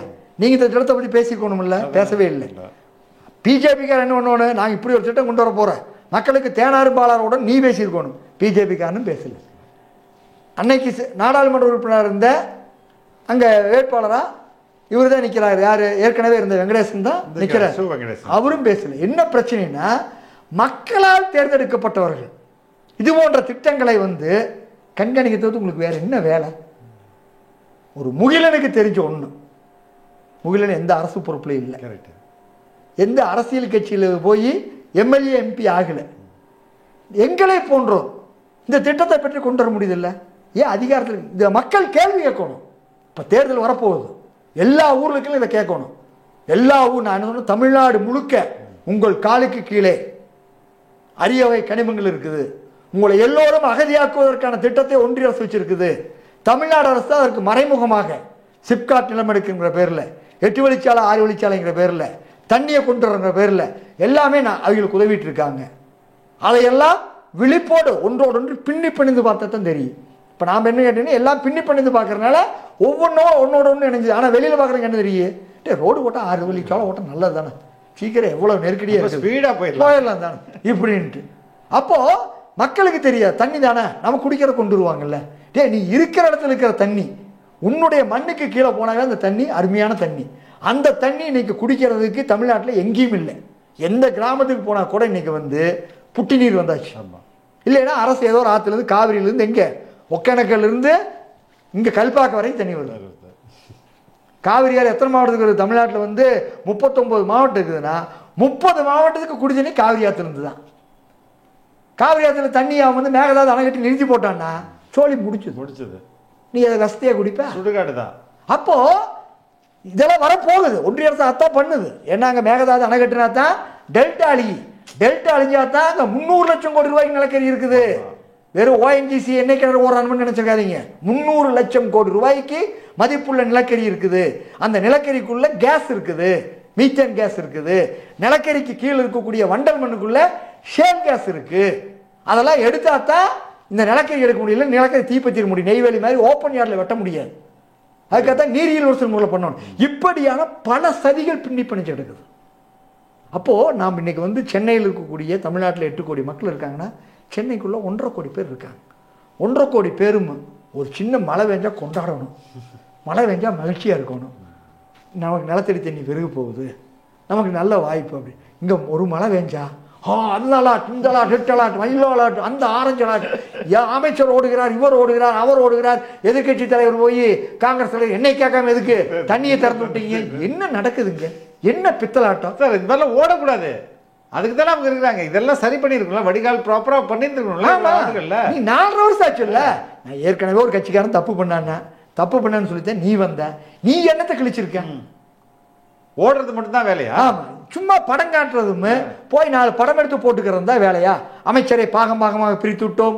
50 IAS அதிகாரி, சென்னையில் 100 மாநகராட்சி வார்டு இருக்குதுன்னா 2 வார்டுக்கு ஒரு IAS அதிகாரி. இதெல்லாம் என்ன போகக்கூடாது. ஆமா, நீ திட்டம் கரெக்டா இருந்தா நீங்க போயிருக்க எல்லாமே வேண்டியதில்லை இல்ல. அப்போ எல்லாமே கேட்டீங்கன்னா இங்க முழுக்க கமிஷன் எல்லா திட்டங்களும். இன்னைக்கு சென்னை பூரா நாங்க வந்தோம், ஏன் நாரி போயிட்டோம். காரணம் கேட்டீங்கன்னா சென்னை தான் எப்படின்னு இல்லை, எங்க ஊர் சென்னிமலை. சென்னிமலையில் இருக்கிற எல்லா தெருக்கும் வந்தீங்களாலும் பிடிச்சா. காரணம் என்ன கேட்டீங்கன்னா எல்லாரும் அமைச்சர் 21% வாங்கிக்கிறாங்க. அங்கே எங்கள் ஊரில் வந்து அமைச்சர் சாமிநாதன் தொகுதி, அது காங்கிரஸ் சட்டமன்ற தொகுதி, 21% கமிஷன் வாங்கிக்கிறாங்க. எந்த திட்டத்தையும் என்ன பண்ணுறது, எல்லா குழியை தோண்டுவாங்க, குழியை மூடவே மாட்டாங்க. எத்தனை வருஷமா? 4 வருஷமா. எங்கள் தெருவில் வந்து ஒரு 100 மீட்டர் போகணும்னா 15 இடத்துல இறங்கி தான் போகணும். அப்படி வச்சுருக்காங்க. நீங்கள் எந்த விதமான முறைகள் கிடையாது. இந்த 5 வருஷ காலத்தில் ஏற்கனவே குறிப்பாக நாங்கள் சொல்கிறோம், அருணா ஜெகதீசன் ஆணையத்தில் 21 அதிகாரிகள் மேலே நடவடிக்கை எடுக்கணும்னு சொன்னதில் அதற்கான கிட்டத்தட்ட ஒரு 5-6 மணி நேரம் நேரடியாக நான் அந்த ஆணையத்தில் இருந்து பண்ணது மட்டுமல்ல, அது ஆவணப்படமாகவும் எடுத்து கொடுத்துருக்கேன். அந்த அடிப்படையில் 21 அதிகாரி மேலே கிரிமினல் நடவடிக்கை எடுக்கணுன்னாங்க. இன்றைக்கி வந்து அந்த படுகொலைக்கு காரணமாக இருந்த மிகப்பெரிய அயோக்கிய அன்னைக்கு ஐஜியாக இருந்தால் அப்படி அவனுக்கு ப்ரமோஷன் கொடுத்து சைலேஷ்குமார் யாதவ் போன மாதம் ஓய்வு விட்டுட்டான். அவனுக்கு பென்ஷன் பிரச்சனைலாம் வரும். இது என்ன நாடு இது? நீ சொன்ன வாக்குது எங்கே வந்து தெருவாக சொன்னீங்கல்ல, நாங்கள் வந்தால் நடவடிக்கை எடுப்போன்ட்டு. இன்னொன்று அடுத்தது அங்கிருந்த அப்போ இருந்த நெல்லை சரக டிஐஜி கபில்குமார் சரத்கர், இப்போ டிஐஜியாக இருந்தது ஐஜி ஆகிட்டேன். அப்படி இங்கே ஏற்கனவே இங்கே நார்த்தில் கூட இருந்தால் அப்படி, சென்னை நார்த்தில் கூட டிசியாக இருந்தால் அப்படி. அப்போது என்ன நடக்குதுங்க? எந்த அதிகாரிகளும் தவறு பண்ணுறவர்களுக்கு பயமே கிடையாது. ஏன்னா எந்த அதிகாரிகள் மேலேயும் இந்த திமுக அரசு குறிப்பாக எந்த நடவடிக்கை எடுத்ததில்லை. செல்வசேகரன் வந்து ஏற்கனவே இப்படி பிரச்சனை இருக்குதுன்னா இப்போ திண்டுக்கல் வந்து அதே வேலை தான் பண்ணுறான்.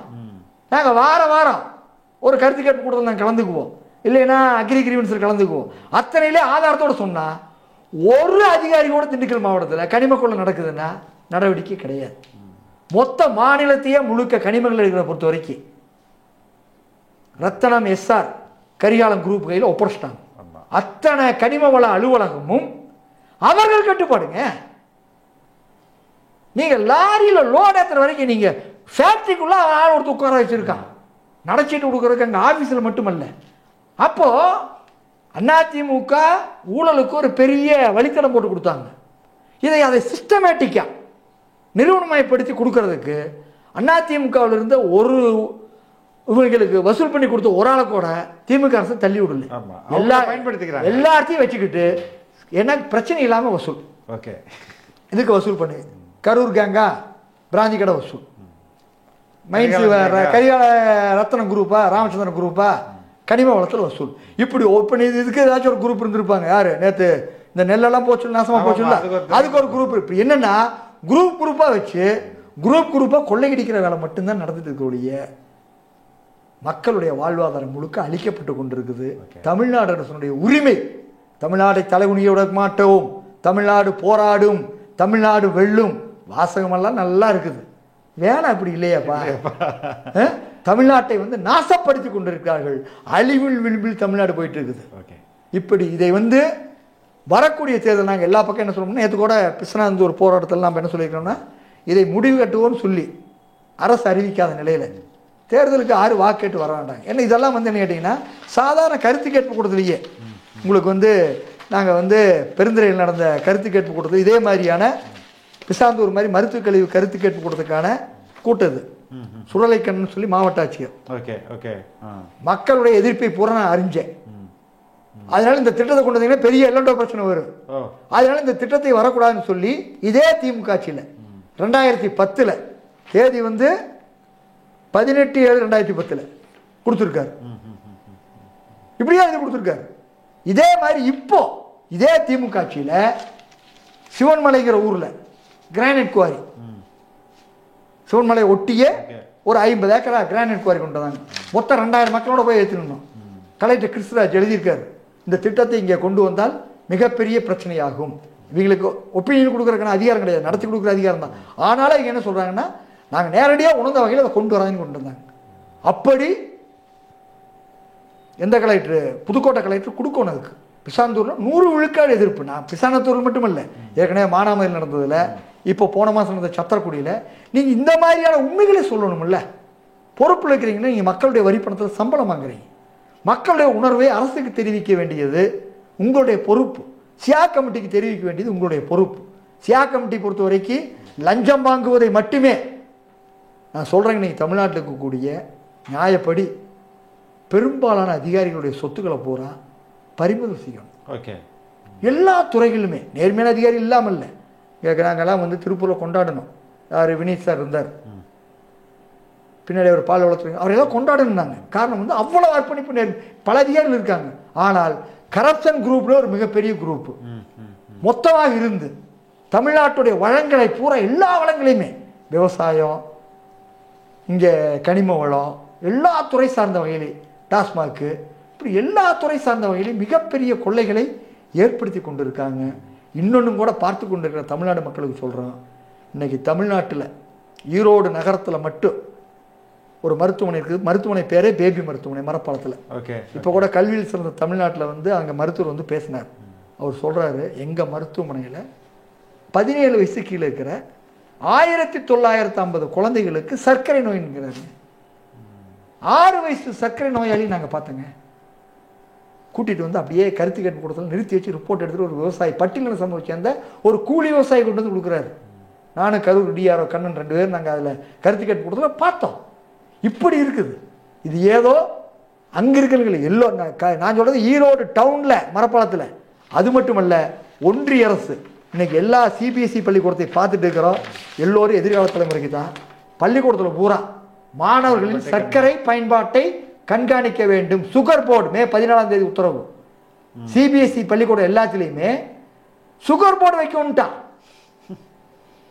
எவ்வளவு பெரிய ஆபத்தை நோக்கி போயிட்டு இருக்கோம். இது புரிய மாட்டேங்குது. அது மட்டுமல்ல, அதை பாருங்க, இங்க இன்னொரு செய்தி, 2 வயசு குழந்தைங்க பருவம் எய்திடுறாங்க. பூப்பைத்திய மருத்துவமனை, அதாவது 12 வயது டீனேஜில் தான் வரணும். இன்னைக்கு இருக்கக்கூடிய உணவு பழக்கம் அதுலாம் சில வயசுக்கு 2 வயசு குழந்தை கூட வந்துருச்சுன்னு செய்தி. இது செய்தி வந்த நாள் கோயம்புத்தூர் பதிப்பு செப்டம்பர் 26, 2025. ஒரு மாதம் ஆச்சு. அப்போ இதை பார்த்து கொண்டிருக்கிறவங்களுக்கு தான் சொல்றேன், நாம் எந்த இடத்தை நோக்கி போறோம். நீ வந்து ஐஏஎஸ் அதிகாரியா இருக்கலாம், நீங்க பெரிய மில்லியனரா இருக்கலாம். இந்த உங்களுடைய எதிர்கால சந்ததிக்கும் இந்த பூமி வேணும். ஆமா, உங்க குழந்தைகள், உங்க பேரன் பேத்தி, நீங்க சர்க்கரை வந்தால் அடுத்தது மலட்டுத்தன்மைங்க. இன்னைக்கே ஈரோட்டுக்குள்ள 10க்கு 3 பேருக்கு குழந்தை பிறக்கிறது இல்லை. 40 லட்சம் ரூபா கொடுத்தா தான் மழை நீக்க மையத்துக்கு போனால் தான் குழந்தை வைத்துக்க முடியுது. அப்படியான அபாயத்தில் ஈரோடு போன்ற மாவட்டம் எல்லாம் நீங்க கொண்டு வந்த தொழில் வளர்ச்சி, சோக்கால் வளர்ச்சி சொல்றீங்கல்ல, நீங்க சொல்ற வளர்ச்சி வந்து அத்தனையோ அப்படி ஆயிடுச்சு. அப்படி தமிழ்நாடு மாறிவிடக்கூடாது. இன்னைக்கு இருக்கக்கூடிய ஆட்சியாளர்கள் ஏற்கனவே ஆட்சியாளர்களாக இருந்தவர்களை தவறு செய்தார்கள், குற்றம் செய்தார்கள் என்று சொல்லி வந்தவர்கள், மக்கள் இயக்கங்கள் எடுத்த போராட்டங்களில் கூட வந்து பங்கெடுத்துக்கல. அந்த போராட்டங்களை பேசி ஓட்டு வாங்கினீங்க. கரெக்ட். போராட்டங்களை நீங்க உங்களுடைய போராட்டங்களை சேர்த்து வாக்கு அறுவடையை ஆமா பண்ணு. நீங்கள் என்ன செய்கிறீர்கள்? எல்லோரும் பார்த்து கொண்டிருக்கிறார்கள். நீங்க நினைச்சுக்கிறீங்க எல்லோருத்துக்கும் இங்கே தமிழ்நாட்டை பொறுத்த வரைக்கும் இருக்கக்கூடிய, நாங்கள் திரும்பவும் ஏற்கனவே உங்கள்கிட்ட ஒரு முறை நேர்காணலில் சொன்னேன், தமிழ்நாட்டை பொறுத்த வரைக்கும் பாரதிய ஜனதா என்ற ஒரு மிகப்பெரிய ஒரு அசுர சக்தியை, அரக்க சக்தியை வீழ்த்தணும்னு தமிழ்நாட்டு மக்களுடைய உணர்வுகளில் எல்லாத்துலேயும் இருக்குது. அந்த உணர்வை வந்து மட்டும் வைத்துக்கொண்டு நீங்கள் தமிழ்நாட்டு மக்களை எப்படி வேணாலும் ஏமாற்றலாம், எப்படி இருந்தாலும் நமக்கு வாக்கு போட்டு நினச்சிங்கன்னா வரலாறு உங்களுக்கு பாடம் புகட்டும். தொடர்ந்து பேசுவோம் சார். அதற்கு முன்பு அன்பார்ந்த ரெட்பிக்ஸ் உறவுகளே, பல்வேறு அடக்குமுறைகளையும் ஒடுக்குமுறைகளையும் கடந்த பிறகும் இன்று வரை எந்த ஒரு அரசியல் கட்சிக்கும் பக்கசார்பில்லாமல் தொடர்ந்து மக்களை மட்டுமே மையப்படுத்தி இயங்கும் ஊடகம் ரெட்பிக்ஸ் என்பது உங்கள் அனைவருக்கும் நன்கு தெரியும். தொடர்ந்து நாங்கள் ஒரு சுதந்திரமான ஊடகமாக செயல்பட உங்களது நிதி உதவி எங்களுக்கு தேவை. உங்களால் முடிந்த அளவு எங்களுக்கு நிதி உதவி செய்யுங்கள். திரையில் தெரியும் இந்த QR கோடை பயன்படுத்தியோ அல்லது டிஸ்கிரிப்ஷனில் உள்ள தகவல்களை பயன்படுத்தியோ உங்களால் முடிந்த அளவு எங்களுக்கு நிதி உதவி செய்யுங்கள். நன்றி. எனவே இதை பார்த்து கொண்டிருக்கின்ற மக்களும் வருகின்ற தேர்தலில் நீங்கள் எல்லா இடத்துலையும் கேள்வி கேளுங்க. எல்லா கட்சிக்காரனையும் கேள்வி. இது வந்து ஏதோ ஆளுகின்ற கட்சிகளுக்கு மட்டுமல்ல, ஆண்ட கட்சிகள், ஆள விரும்பும் கட்சிகள் எல்லோரும் இந்த நேர்மையாக பேசணும். பிரச்சனை கூட எவனும் தெரிஞ்சுக்காம இருக்காங்க. இப்போ நாங்கள் பிசானத்தூர் போகிறோம், கருத்து கேட்பு கூட்டம், CPM MLA வரல. எந்த கருத்து கேட்பு கூட்டத்துக்கு எந்த எம்எல்ஏயும் வர்றதில்லைங்க. எந்த உள்ளாட்சி பொறுப்புகளுக்குன்னு வர்றதில்லை, எந்த கட்சி பொறுப்புகளுக்குன்னு வர்றதில்லை. தினமும் முகிலுக்கு தான் போய் அந்த ஊரில் பிரச்சனை, இந்த ஊர் மக்கள் வர்றாங்க. உள்ளூர் இருக்கக்கூடிய உள்ளூர் பொறுப்பாளர் வர்றாங்க. அவங்க வந்து பாதிக்கப்படக்கூடும், நம்ம எதிர்காலம் பாதிக்கப்படுங்கிறது வர்றாங்க. கட்சிக்காரே வர்றதில்லை. நீ ஓட்டுக்கு மட்டும் வர்ற இல்லை. நான் சொல்லுவது எல்லா கட்சியுமே புரியுது. இன்னைக்கு ஆட்சிக்கு விரும்புகிற 8 விழுக்காடு பேசுகிற கட்சியாக இருந்தாலும் சரி, 10 விழுக்காடு பேசுகிற கட்சியாக இருந்தாலும் சரி, நாளைக்கு ஆட்சி பிடிக்கணும் சொல்கிறது 2031 பிடிக்கணும்னு சொல்லி எந்த கட்சியான ஏன் பப்ளிக் ஹியரிங்க்கு வர்றதில்லை? பொதுமக்கள்கிட்ட வந்து கருத்து கேட்பு கூட்டங்களில் யார் ஒருத்தர் வந்தாலும் கருத்தை தெரிவிப்பதற்கு ஒரு வாய்ப்பு. அந்த வாய்ப்பை ஏன் கட்சிகள் பேசுறதில்லை? கமலஹாசன் ஒரு காலத்தில் பேசிட்டு இருந்தார், ஏரியா சபை அமைக்கணும், கிராம சபை அமைக்கணும். இவரே கிராம சபை கூட்டத்துக்கு வரணும். எந்த கிராம சபை கூட்டத்தில் போய் இப்போ பிசானந்தூருக்காக 4 பஞ்சாயத்தில் தீர்மானம் போடுறாங்க, எதிர்த்து தீர்மானத்தை நிறைவேற்ற மாட்டேன்ட்டாங்க. வெளியே விட மாட்டேன்னு முடிச்ச முன்னாடி போட்டாங்க. ஆனால் கள்ளங்காட்டில் 5 பஞ்சாயத்து தீர்மானம் கொண்டு வந்தாங்க. அந்த கிராம இப்போ வந்து என்னென்னா கிராம இவர் தான் வந்து கிராம அந்த அலுவலகத்தில் இருக்கக்கூடிய இப்போ தேர்ந்தெடுக்கப்பட்ட பகுதி 9 மாவட்டத்துக்கு மற்ற பகுதிகளில் கிடையாது. அவங்க கிராமத்தினுடைய ஊராட்சி செயலர் தான் அதுக்கான பொறுப்பு. மாவட்டம் அது அவர் தான் ஊராட்சி தலைவர் மாதிரி, ஊராட்சி செயலர். அவர் வீடியோ சொல்லிட்டார் போடக்கூடாதுன்ட்டு. அரசு கிராம சபைங்கிறதே மக்கள் விரும்புகிற, நீ இங்கு கண்ணு முன்னாடி இருக்கிற உதாரணம் 35 ஊரில் டங்ஸ்டன் சுரங்க வேணான்னு சொல்லி போட்டீங்க. ஒரு கிராம சபை கூட்டத்துக்கு அமைச்சரே போனார், மூர்த்தியே போனார், அரிட்டாப்பட்டி இருக்கு. ஆனால் அதே மாவட்டத்தில் அதே பகுதியில் கள்ளங்காட்டில் வந்து சிப்காட் வேண்டான்னு தீர்மானம் போட்டால் போடக்கூடாதுன்னு சொல்லி சொன்னால் என்ன இது இருக்குது? எல்லா ஜனநாயகம் குழி தோண்டி புதைக்கப்படுது. வர நவம்பர் 1 சிறப்பு கிராம சபை நடக்குது. போன டங்ஸ்டன் சுரங்கத்துக்கு பூரா 35 கிராமத்தில் அப்போ தான் தீர்மானம் போட்டோம்.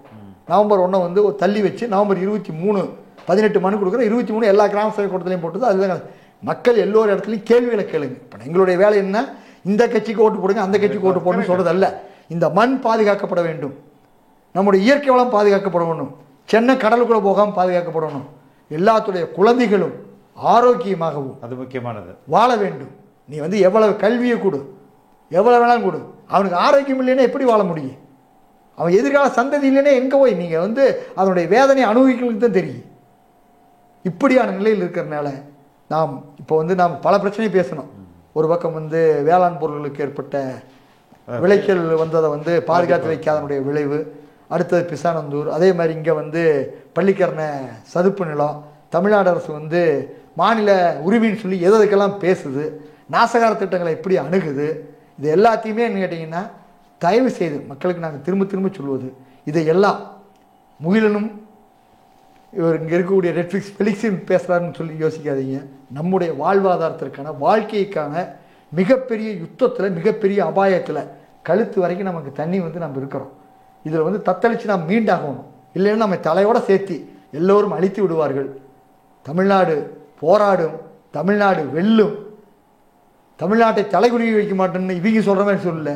இது நம்முடைய முழக்கம், இது நம்முடைய முழக்கம். ஏற்கனவே ராமலிங்கம் சொன்ன முழக்கம், அதனால் தமிழ் வாழ்கன்னு சொன்ன முழக்கம். அந்த அடிப்படையில் செயல்படுவோம், தமிழ்நாட்டை பாதுகாப்போம். ரொம்ப ரொம்ப நன்றி. வாய்ப்புக்கு ரொம்ப நன்றி. சூப்பர்.